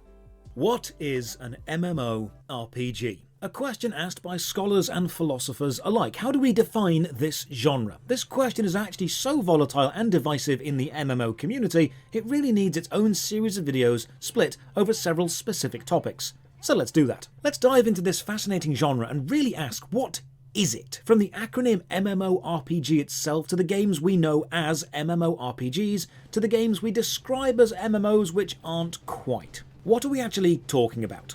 Quick note, this video is kindly sponsored by Guild Wars 2, which is definitely an MMORPG, unlike Guild Wars 1, which is an online RPG. What's the difference? Let's find out. As always, thank you to the supporters on Patreon who allow me to keep making these videos. Several YouTubers far smarter than me have already made excellent videos examining what an MMORPG even is, from breaking down the acronym to analysing games that we would commonly describe as MMORPGs. And while we've made some advancement into working out what the hell this genre even is, there's only two things we really, as a community, agree on. One, Steam doesn't know what an MMO is, because the MMO tagged games are always quite strange. And two, an MMO is a game in which there is a fishing minigame. All right. Jokes aside, I would say for me, you can lose one of the M's nowadays. Because I think at the start, if you consider what gaming was before the very first MMOs, multiplayer was, generally speaking, something that you could really only do with LAN.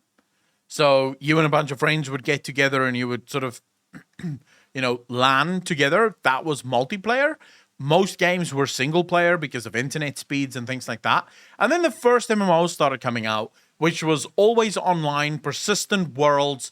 You didn't need a LAN connection in order to play. And we called these games MMOs because they were massively multiplayer online games. It wasn't just you versus a friend. It was you and a friend, or you and multiple friends versus multiple other friends.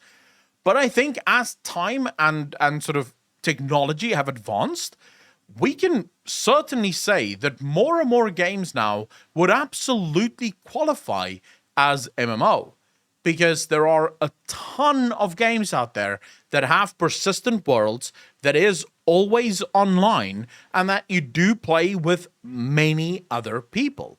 So, for example, just looking at that list there, Destiny 2, even though it is widely considered a looter shooter, you could make a case for a game like Destiny 2 also being an MMO.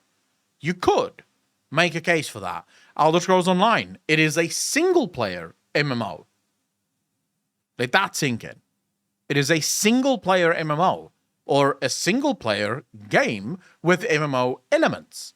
So I personally think the MMO tag is wholly unnecessary at this point, because most games these days come out with some kind of always online multiplayer component to it that isn't you LANing with a bunch of friends, right? Sun Goddess, thank you so much for tier 1 sub, 22 months, part of the DJ Nation.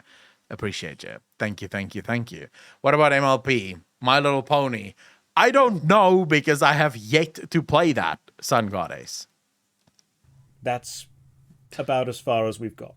As for why fishing specifically, Adam Millard has a brilliant video on why so many games turn to that exact thing. If you're interested in game design, go and give it a watch. I'll link it in the description. But beyond fishing, what is an MMORPG? Well, the acronym stands for Massively Multiplayer Online Role-Playing Game. So I wanted to break this down and examine each bit individually. How massive? Multiplayer in what context? Is it always online? And what level of freedom is given within the RPG aspect? Some games we would know as MMORPGs aren't necessarily massive. Some of them don't even require multiplayer. Some of them aren't even always online. But while I was writing a brief outline of all the important points I wanted to cover in this rather long topic, I saw this tweet by Mrs. Sticks, retweeted by MMOByte. The original tweet reads, "Why do we like MMOs so much if we keep playing it like a single player?" So I would like to respond to Mrs. Sticks here before we hear what Josh has to say. It's simple. And this is something that I even fought against for a very long time because I didn't actually understand it. I used to hate the idea of games being more single player minded because why the fuck would you? You know, it's an MMO. If you want to play a single player game, go play a fucking single player game. This is an MMO. And I used to say things like MMOs should force people to play with other people because otherwise, why the fuck are you playing the game? And then I watched a talk from, what's it called again? It's called the Game Developers Conference, GDC. It's one of the most interesting conferences you can watch if you care anything about game design. If you don't, it's very boring because it's a lot of data and a lot of breakdowns and stuff, but it's really fucking cool if you care about game design. So at GDC, they had this very specific question. Why do people play solo in multiplayer games? And it boils down to the hero archetype. Now, almost all MMOs, all games, function and thrive based on the hero archetype. So, for example, the hero archetype of being the prince that slays the dragon, or the princess that slays the dragon, or being the prince that saves the damsel in distress, or whatever the case might be, these are hero archetypes. They work because for some reason it is biologically ingrained within us to have that work. We don't know why, but these stories resonate with us. And whenever you try to write a story outside of those tropes, they tend not to work as well, and some of them don't work at all. For some reason, there's about 9 different tropes, and those are the tropes that work. One of them is the loner archetype. It's the person that, you know, the maverick, the rebel, that goes off on their own and screws the world because, you know, they know what's right and everyone else is wrong. And while I'm saying this, most of you will think of movies and series and games that you've played before where the whole world is telling this person he's wrong and he needs to give up, but he doesn't give up. You know, he just continues because he will make it. And he does make it in the end. That is the loner hero archetype. And archetypes for heroes are based on personalities. It's who we are. Some people are loners. They prefer to do things alone. They too want to play video games, right? And so if you make an MMO, you have to keep that in mind. That's a fantasy trope. And that fantasy trope will be at least sought of or sought after by some players within the community. And MMOByte replies, "It's such an unusual direction to take the genre, making it solo-friendly, less massively multiplayer. I think soon we're going to see MMORPGs simply become online role-playing games." The interesting aspect of that reply is he left out the MM, massively multiplayer. So if encouraging solo play of a multiplayer game is enough to justify changing the acronym, then the multiplayer element must be a core design pillar of this genre. This seemed like a good place to start exploring. Yeah. I'm not saying MMOByte is right or wrong in his reply, it's just a solid starting point. Because is it a different direction? Or has this aspect actually always been there? Before we look at whether older MMORPGs even allowed solo play, never mind encouraged it, we have to ask a simple question of why would someone want to play solo? MMORPG, massively multiplayer, a genre which prides itself on giving you the ability to play with millions of other people, players from all around the globe. Why would anyone choose to take on a multiplayer adventure on their own? Well, the answer's pretty simple. It's because you want to. The gameplay of an MMO is usually a fantastical adventure, broken down by slow, monotonous grinding between the exciting bits, leveling skills. Audience, I think it's important for a couple of reasons. Number one, we're talking about the restrictions in video games. So if you go either side of it, let's say, for example, you want to make a video game, but you want to make it only single player. Well, there's certain limitations that now comes in. So, for example, world bosses. World bosses can't be too intricate and complicated because it's only ever going to be one person that's taking that down. So you kind of have to be careful with how you design that. If you're going to go for always online, again, now you have restrictions that's placed on it because you have many people that's going to be partaking in this. You can't make it too intricate or too difficult because, again, you're going to have many people taking it on. Are they going to be able to communicate with each other? What level of communication is sufficient? All of these things. So these labels are, I think, more important in terms of game design than what they're important for the gamers themselves. Like, it doesn't matter whether I'm playing an MMO or a single-player game, as long as I'm having fun. But if I'm designing a game, I need to understand what the limitations is of the genre that I'm trying to develop in. And this is where I think someone like Joss comes in, where he's trying to explain what the reasons for certain things are, and also how players see things and how that might sometimes be wrong. Like, for example, how many players believe that solo players shouldn't be playing MMOs. And it's kind of like this, well, why not? The world is effectively an MMO. Life is an MMO. But there are many people, I think we could all agree that most things in life are made simpler when you don't tackle them alone. It's almost always better if you have other people alongside you to take on the challenges of the world. And yet you still get people in real life that take it on themselves. They don't want to share with anyone else. They'll do it them fucking selves. And even if that makes it harder, that's what they want to do.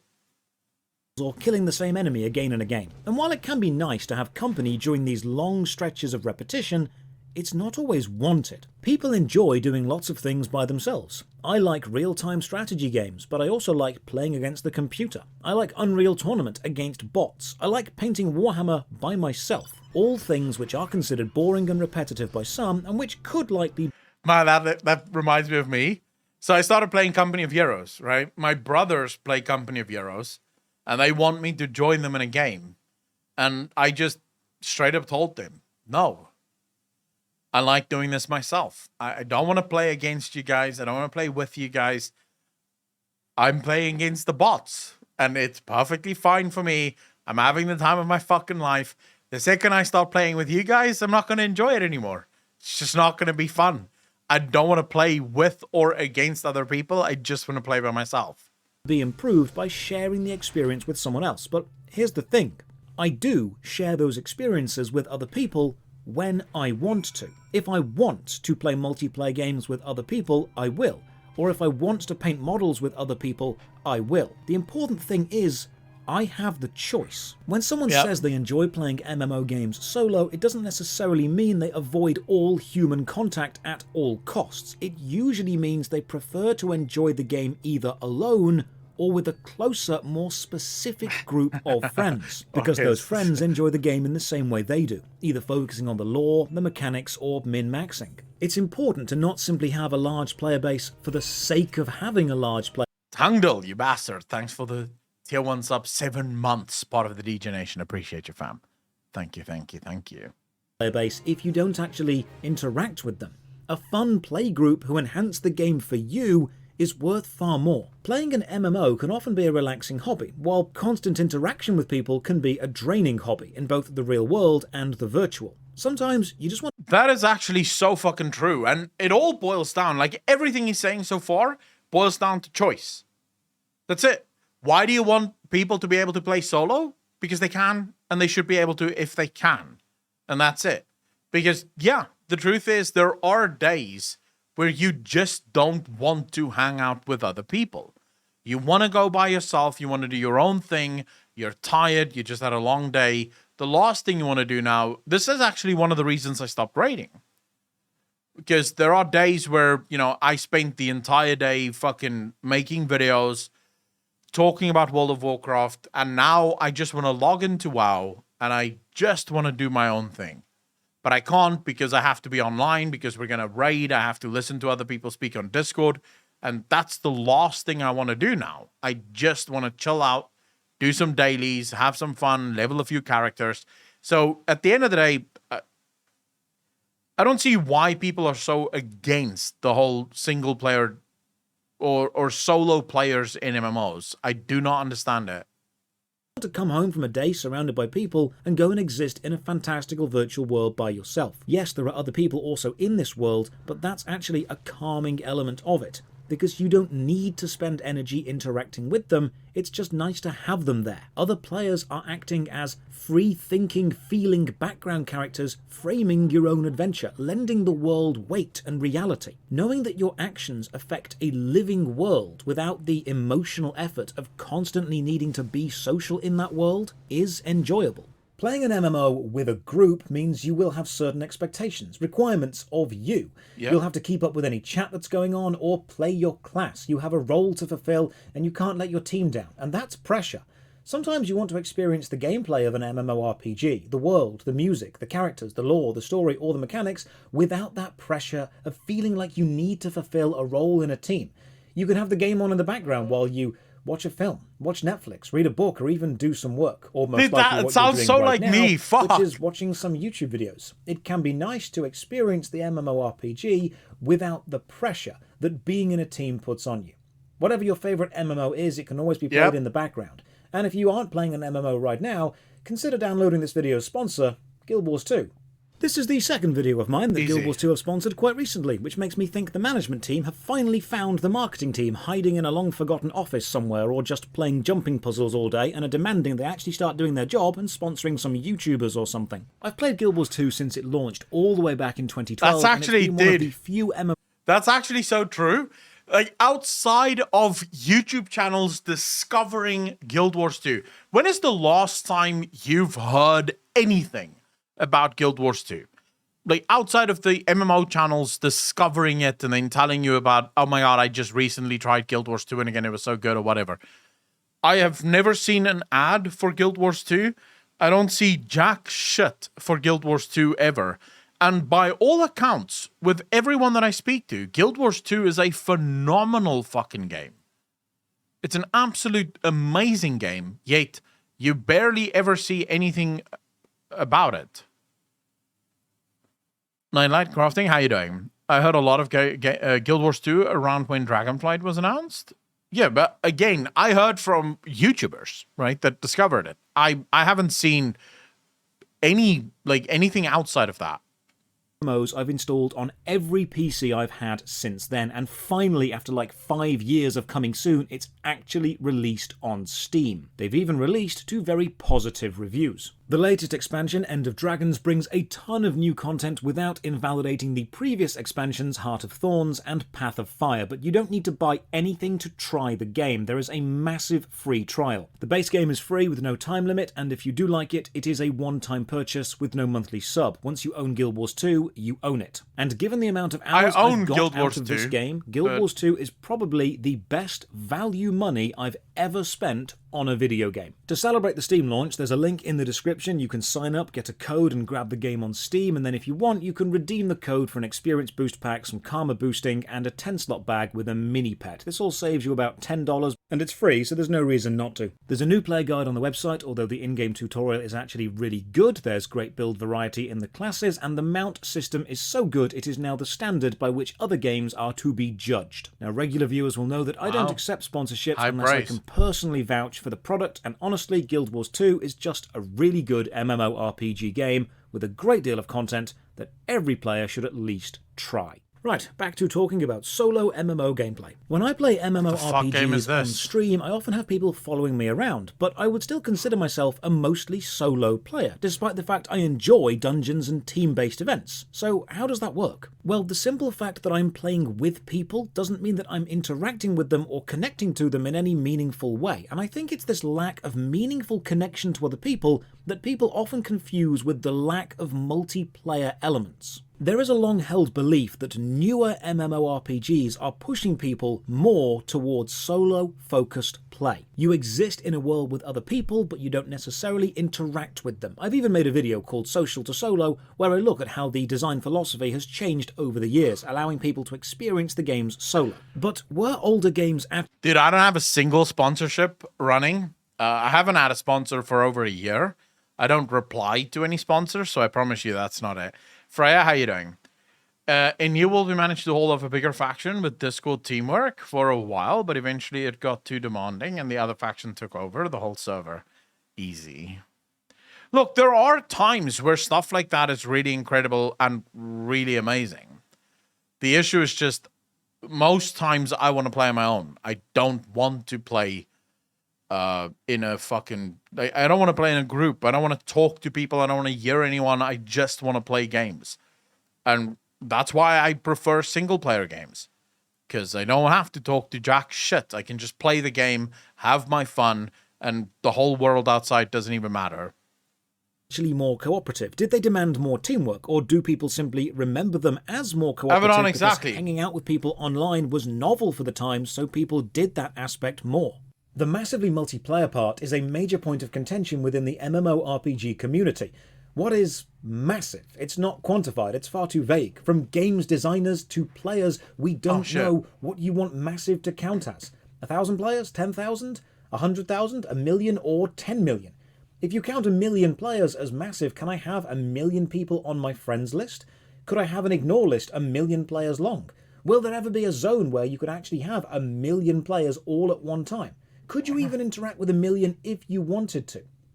If you have a number higher than the amount of players a single player could realistically be expected to engage with at any one time, is that enhancing your player base, or is that simply padding it out?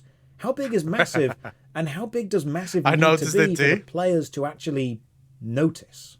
Old School RuneScape has hundreds of thousands of active players, so it could rightfully be called a massively successful game, and it's definitely multiplayer, but each I don't know why world people play this holds game up so to much. 2,000 people, meaning even if you had every single player on a given world in the same space, you'd only be interacting with a tiny fraction of the total player base at any one time. And you wouldn't likely be able to form any meaningful connection with any one of them in the mass of players. The Elder Scrolls Online has its mega servers, shards, all existing simultaneously, but instead of showing you every player around you, it has phasing, where you'll always see enough players for the world to feel full, but never so many you feel overwhelmed, which makes it easier to form connections. But is this still massive if you're experiencing a curated version of the player base? Is the word massive more about the reality of who you interact with in the game, or the greater community around the game? I don't think massive matters. If the majority of your game is dungeons and raids with, say, 5, 10, or 25 people in a raid, are you actually interacting with 25 people? Or are you interacting with thousands of people in groups of 25 at a time? Or are you interacting at all? Does a dungeon run with no connection to another player even? In this instance, size doesn't matter, CCS. I'm again gonna point to what I said at the beginning of the video. Massive multiplayer online used to work in an era that multiplayer was LAN only. Nowadays, everything is, like, every multiplayer game is always online. It is, by definition, pretty massive because there are millions of people playing it. I don't think the massively still needs to count. I think what we should do is drop the MMO and just go for MO. Because it's multiplayer online. That's all you need to understand about this. The massive bit used to work in an era that is long gone at this point.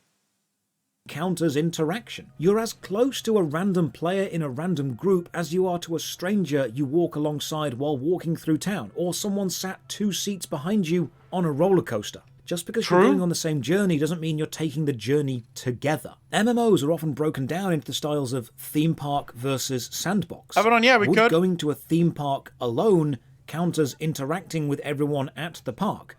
Could you say you've had a multiplayer experience? And should anyone be stopped having that experience if they are alone? Most often, it's less about the potential of who you could interact with and more about who you actually do interact with. A small group of 5 to 10 friends talking and adventuring together will feel a lot more social and connected than 500 players silently running the same dungeon again and again. Quality really does beat quantity when it comes to meaningful human interactions. So the problem with the multiplayer thing is that not only is the lines much more blurred these days, but take World of Warcraft, for example.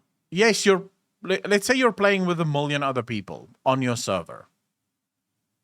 You're not actually playing with 1 million other people on your server. most people are only playing with about 25 to 30 people, whoever is in their guild. And in your guild, those groups will be subdivided in even smaller groups, because no one is friends with everyone in their guild. You might be friends with a couple of people in your guild, and that is basically the only people that you're actually playing the game with. The other people are just there to ensure that you can do content that you require them for. So basically, it is sort of like a symbiotic relationship that you form with most of those people. I would say that the best definition for an MMO that I have ever come up with is an always online shared world. I think that's the only thing that you can say that would still qualify a game as an MMO. It is always online, and it is a shared world.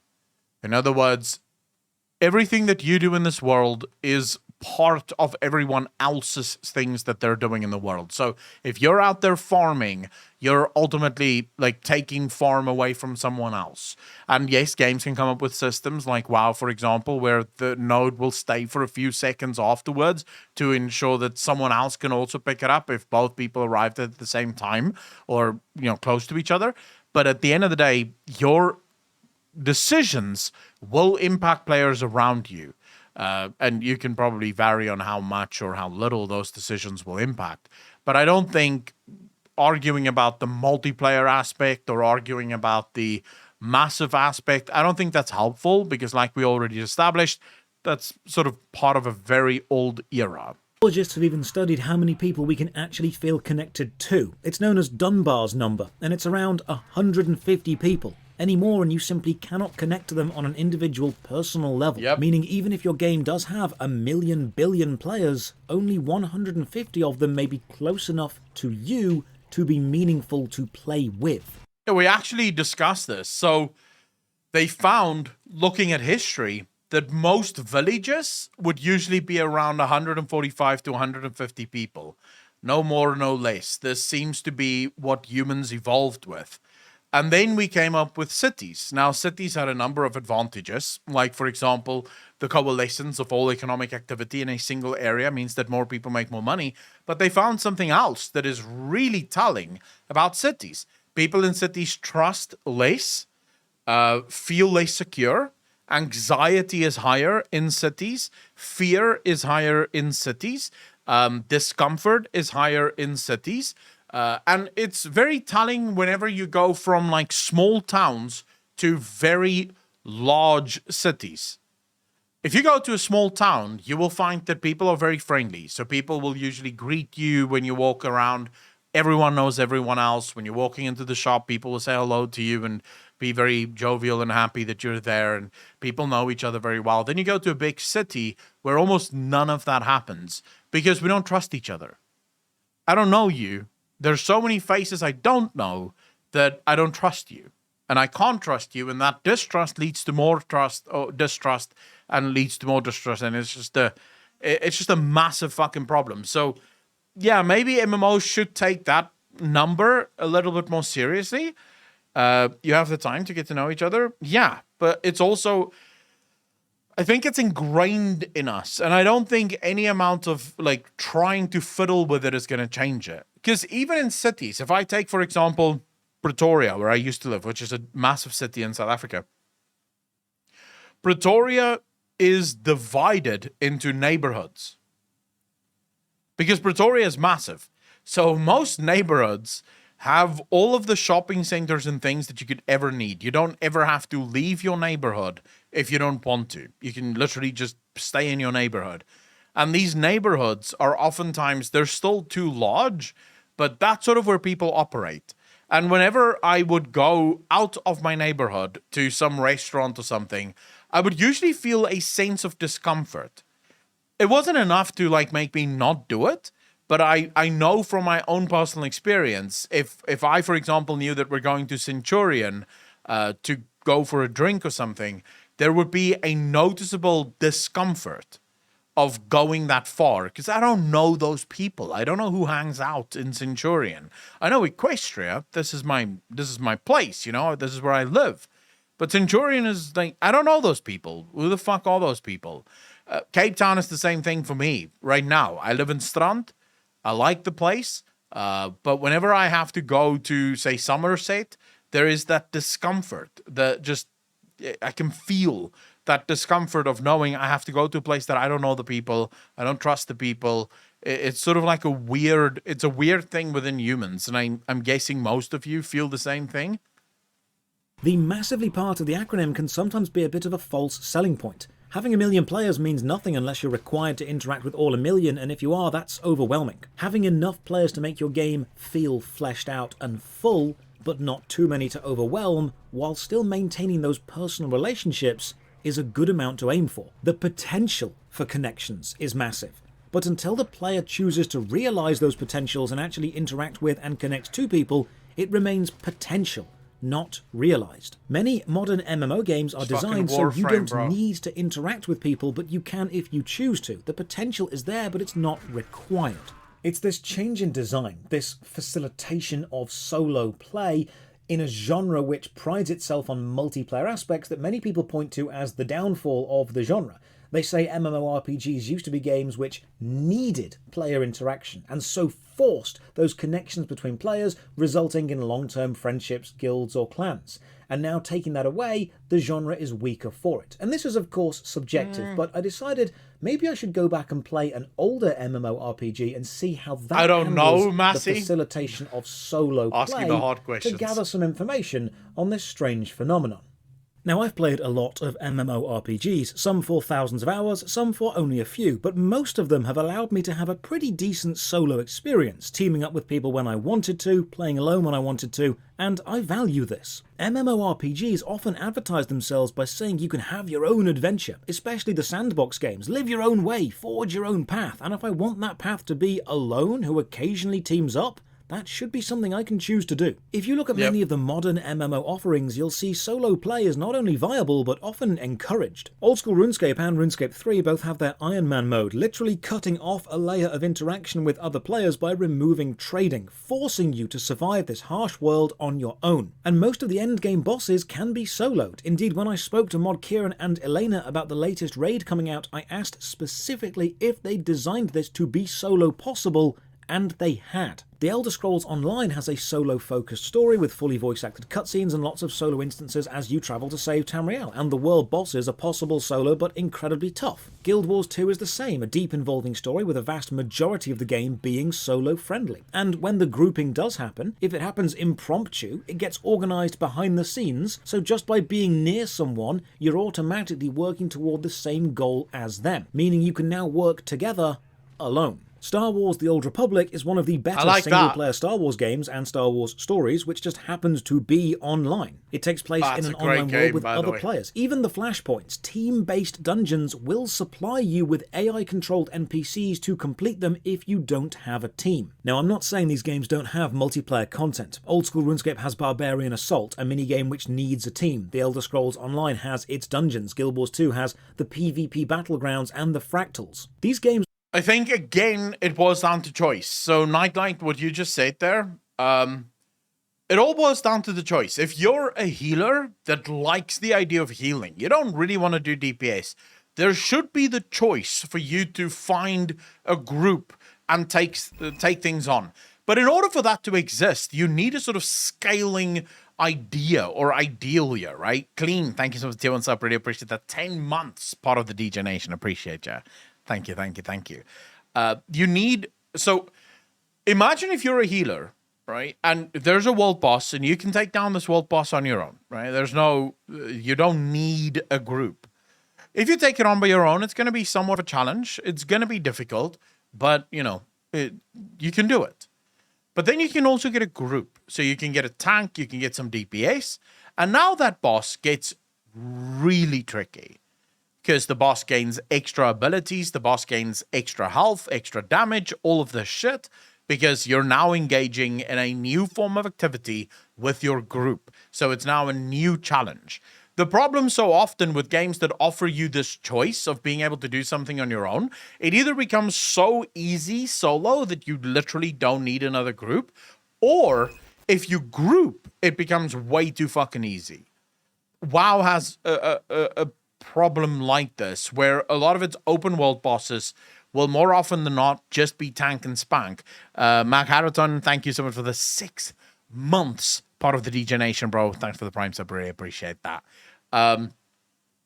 So you kind of want to make it to where the challenge is the reward. So and this goes against everything that modern day games really do. But in a game like World of Warcraft, players have been conditioned to accept the rewards at the end of a challenge to be the reward. That is the whole reason why you're doing something, is for the loot that you're going to get at the end. You need to shift that to the challenge being the reward. The loot is simply the cherry on top. It is the blowjob you get at the end of a date. That's effectively how it should be viewed as. So you had a lovely date, but you did have to put some effort into it. You did have to plan the date, and now you get a blowjob. It's the cherry on top. If, of course, the blowjob is the only reason you're doing it, then maybe you should get someone that's better at conversation or whatever. Most people wouldn't care. It's the loot or nothing. Yes, but that comes down to player conditioning. Players in World of Warcraft specifically have been conditioned to only care about loot, because for a long time in World of Warcraft, that really was the only thing that existed, was the loot. Most people there weren't many challenges to be had in the game that was fun. A lot of the challenges were forced. So take something like Torghast, for example. Torghast was a forced challenge. If you force people to do stuff, it's not going to take long for the reward to become the only thing they really care about. Because they don't want to do the activity in the first place, but they have to do the activity because they need the thing that's on the other side. The point is to make the activity the fun bit, and the thing in the end is just sort of there as a cherry on top. All have content which cannot be completed solo, but this isn't usually early game or story focused. These multiplayer experiences are usually extra. Again, you can't really remove that Nightlight. As much as I loathe the boosting mentality in games like World of Warcraft, there's no real way of getting around boosting, because it happens IRL too. In real life, we oftentimes pay other people to do our things for us. So, for example, taxes. I pay someone to do my taxes for me because I'll be fucked if I'm going to do it myself. Should that be illegal? No. That's how it works in real life, right? In South Africa, you can even pay people to go stand in the queue for you. Legit. There are companies that you can pay, and they'll go stand in the queue for you, and they'll phone you when they get to the front of the queue, and then you can just head over and, step on in. So there are things like that, and people do it all the time. So want to sell groups is almost always going to exist. It's an MMO. It's going to mimic real life at some point. Again, it's about that choice. If someone literally just wants the rewards, they couldn't give two fucks about the challenge, let them destroy the game for themselves. But also have that challenge there for those people that do care about it. Because I, for example, don't give a shit about loot. I care about challenge. So for me, I don't like when I'm forced to do something, but I do like when something is challenging and I can just do it. And yes, Mr. Free Candy, I will be playing the Riot MMO.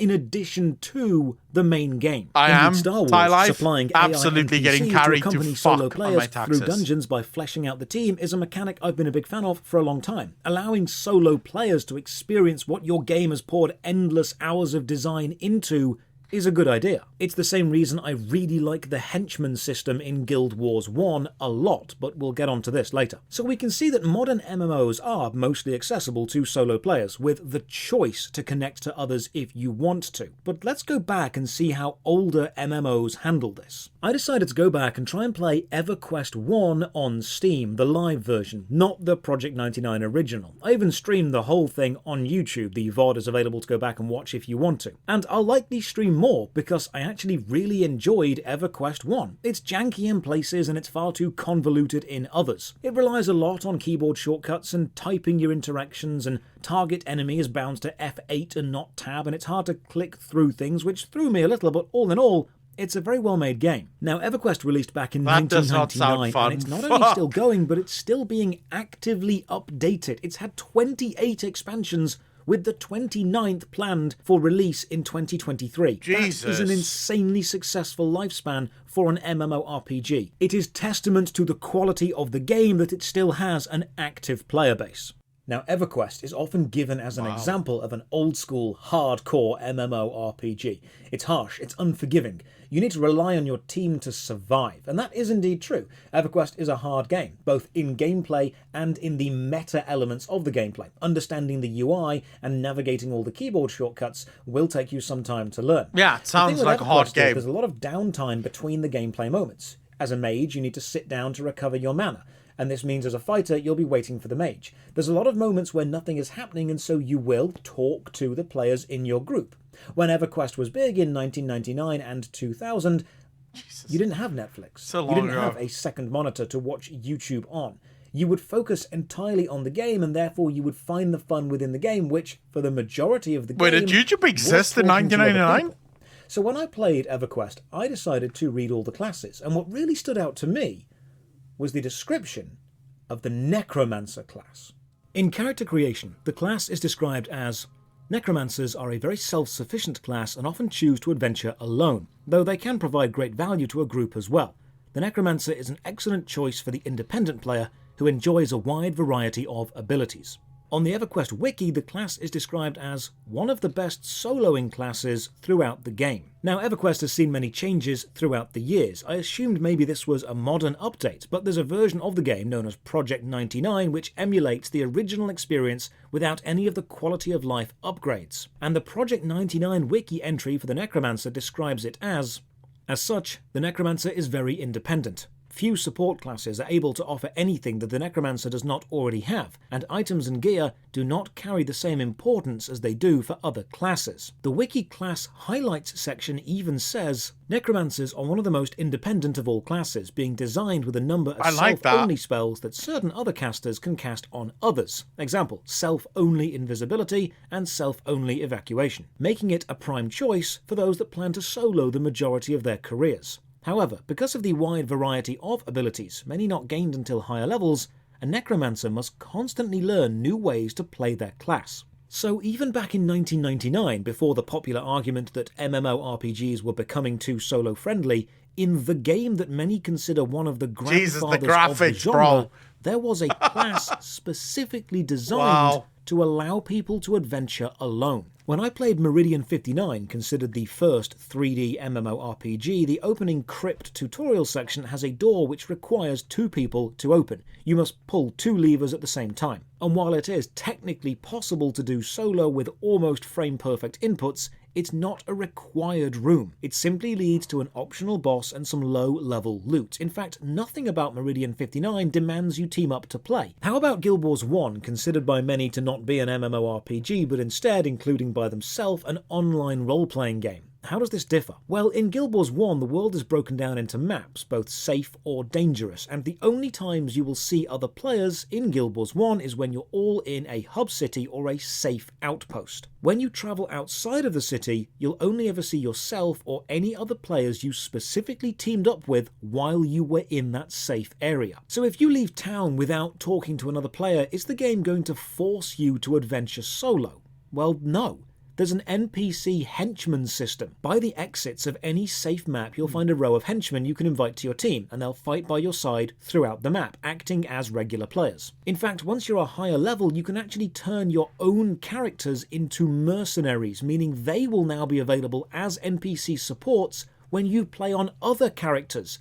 So you're supported by your own old characters. Wow, and it's this what a lack fucking of cool open-world system. player interaction which leads people to describe Guild Wars 1 as an online RPG, not necessarily a massively multiplayer online RPG. Even Final Fantasy XIV is considered an RPG first with an MMO second, meaning it's focused more on the personal journey of the player through its story with multiplayer elements added on. such as the dungeons and the raids, and then the daily roulette allowing you to find a team quickly to receive your reward for playing. But just look at the memes. People say the end game of almost any MMO, including Final Fantasy XIV and Guild Wars 2, is fashion. Just chatting in Limsa Lominsa, or trying to turn yourself into a light bulb. Extremely social things to do. Socializing is alive and well in many MMOs because the choice is there, while it's also not being forced onto the solo connection player if they don't want to. Of course, this means why wouldn't you? The MM part of the acronym, massively multiplayer, seems to relate to both the player base size and the potential to interact with them in the game world at random, not the social need or demand to party up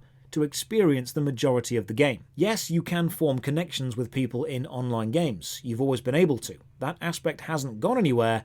You can still do that.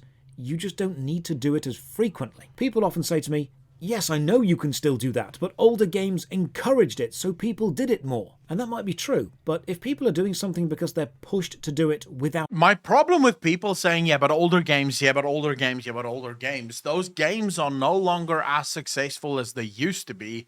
And more often than not, when you go to the people that actually still play these games, they're incredibly hardcore players. They're players that they love the hardcore gaming element. And I'm not saying that there shouldn't be games for players like that, but I do think as time's moved on, as the internet has become less of a niche element, right? Because it used to be that the internet was very young.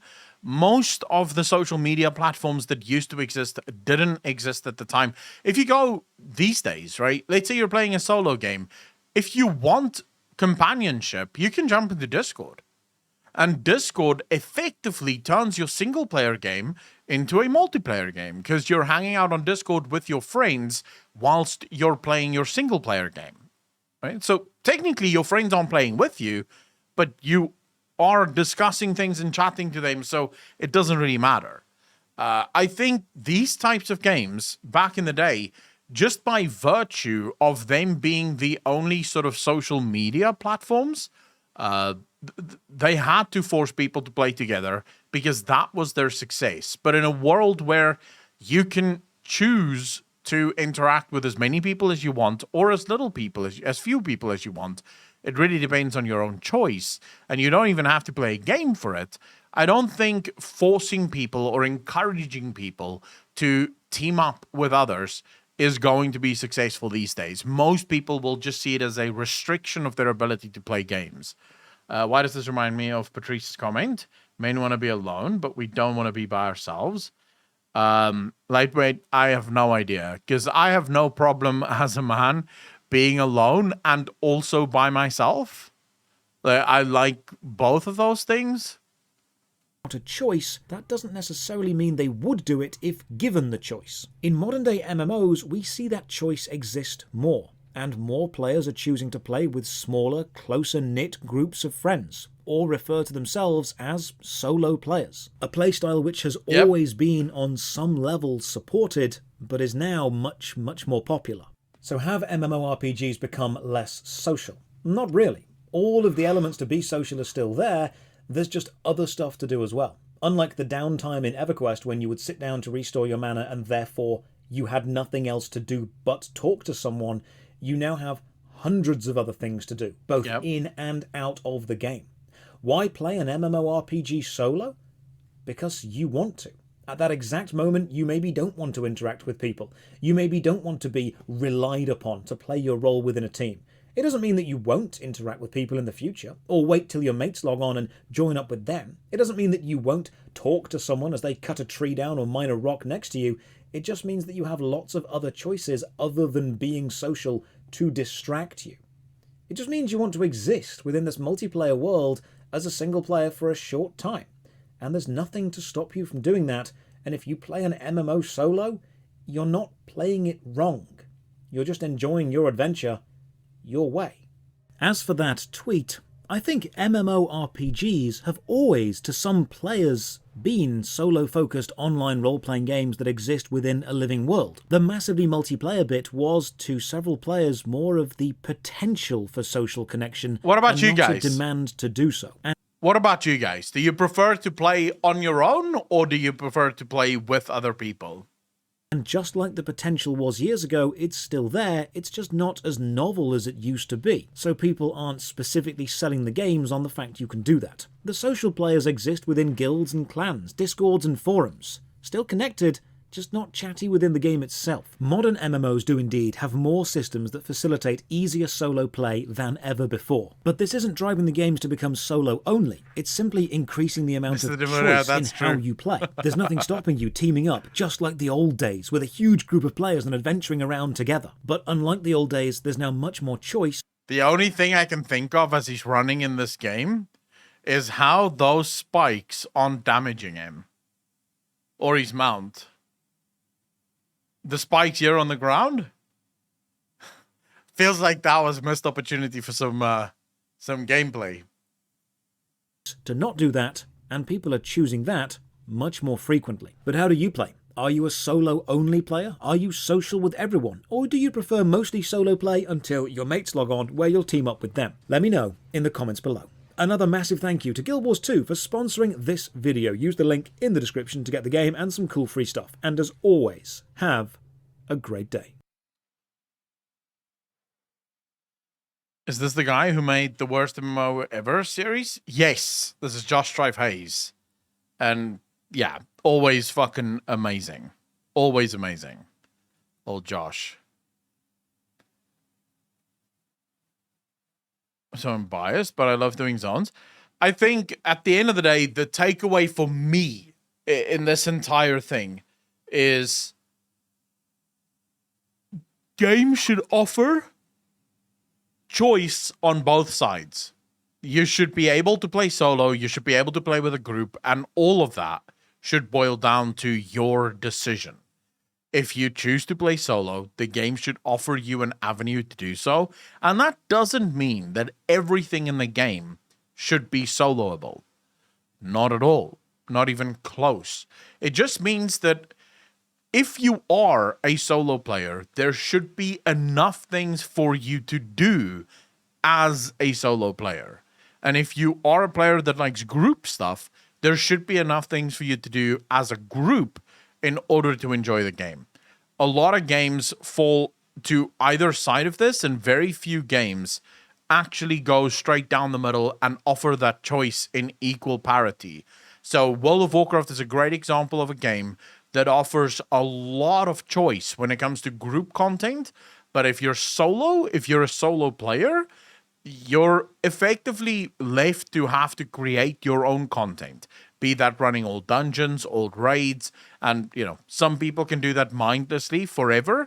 Others struggle to keep doing that over time because there really isn't anything designed in the game for solo players. Everything comes down to playing with a team. You can do random dungeons, if you will, but that's not really playing solo. You can do random battlegrounds, but again, that's not really playing solo. Because in that, you will be forced to interact with people. So I do think Final Fantasy could be... actually, Final Fantasy might not be the best example, but it does sort of veer too much towards the solo content and oftentimes not enough towards group content. Star Wars would be a great example of a game that went literally all in for the solo content and really neglected its group content. But then again, if you listen to the CEO... or the lead developer for Star Wars, they say straight up that this is a single-player MMO. Like, they made a single-player game. That's it. Standard Hamster, tier 1 sub. Really appreciate that, bro. 13 months, part of the DJ Nation. Appreciate you, fam. Thank you, thank you, thank you. So, yeah, ultimately, I think whichever game can sort of hone in on that first is gonna be the next big game. Whichever game can nail that balance first is going to be the next big one. I'm not socially inept, so... What do you mean you're not socially inept? Kev, I don't quite understand. What do you mean by that?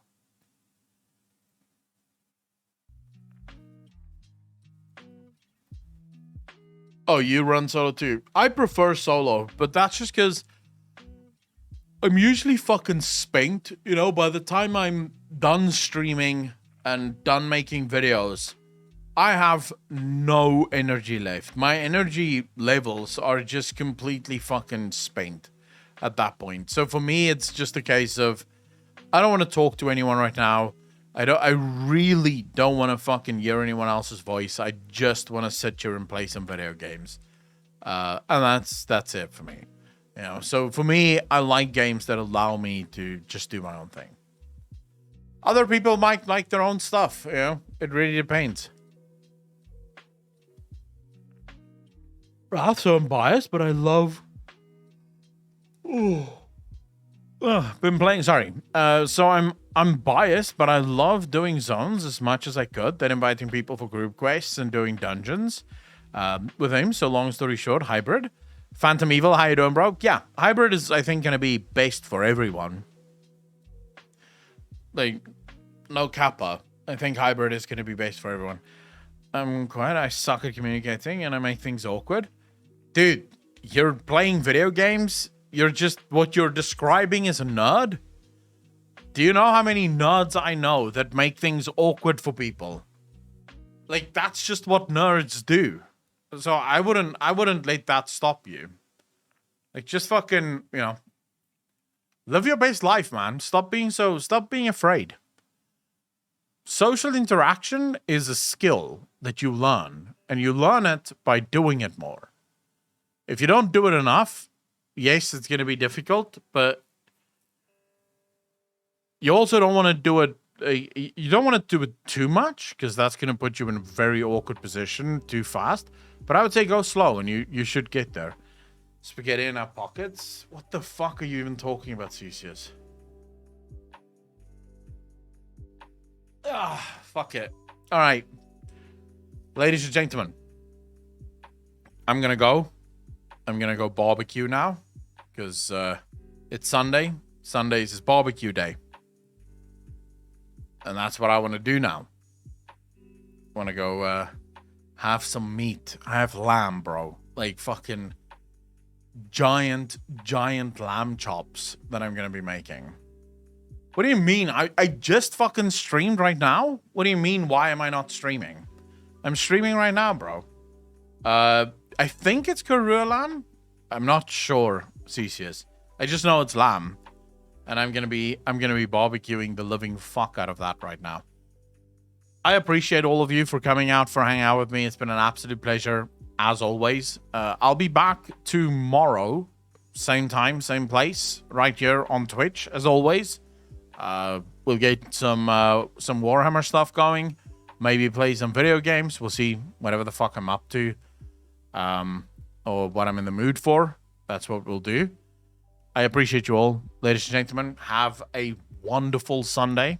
Oh, we're going to do Q&A tomorrow. That actually, I forgot about that. So we'll stream tomorrow. We're going to do Q&A as well tomorrow.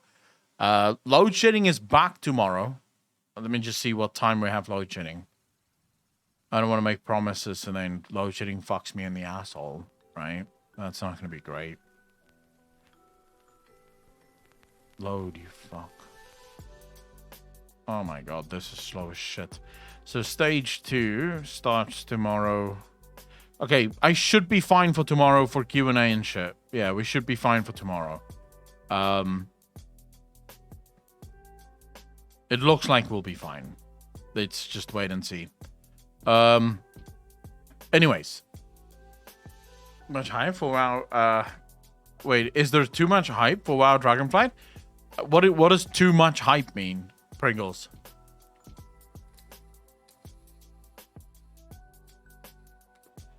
I don't know what that means. I mean, there's hype. I am hyped, but I'm not like overly hyped. I'm very just sort of chilling. Just gonna do what I do and wait and see. I will probably get into WoW as well in the next week. We need to play some WoW. I need to get my characters ready for Dragonflight, so we'll probably do some of that.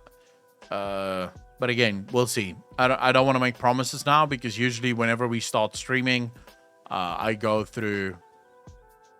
I don't know. I just stop caring and then I'm like, fuck, I don't want to play games now. I just want to react to some stuff. So, yeah, we'll see. Anyways, ladies and gentlemen, I really appreciate all of you. thank you so much for spending your Sunday with me. It's been an absolute pleasure. As always, I'll see all of you tomorrow. Be kind to each other. Be good to each other. D Jones, peace out. Love you guys.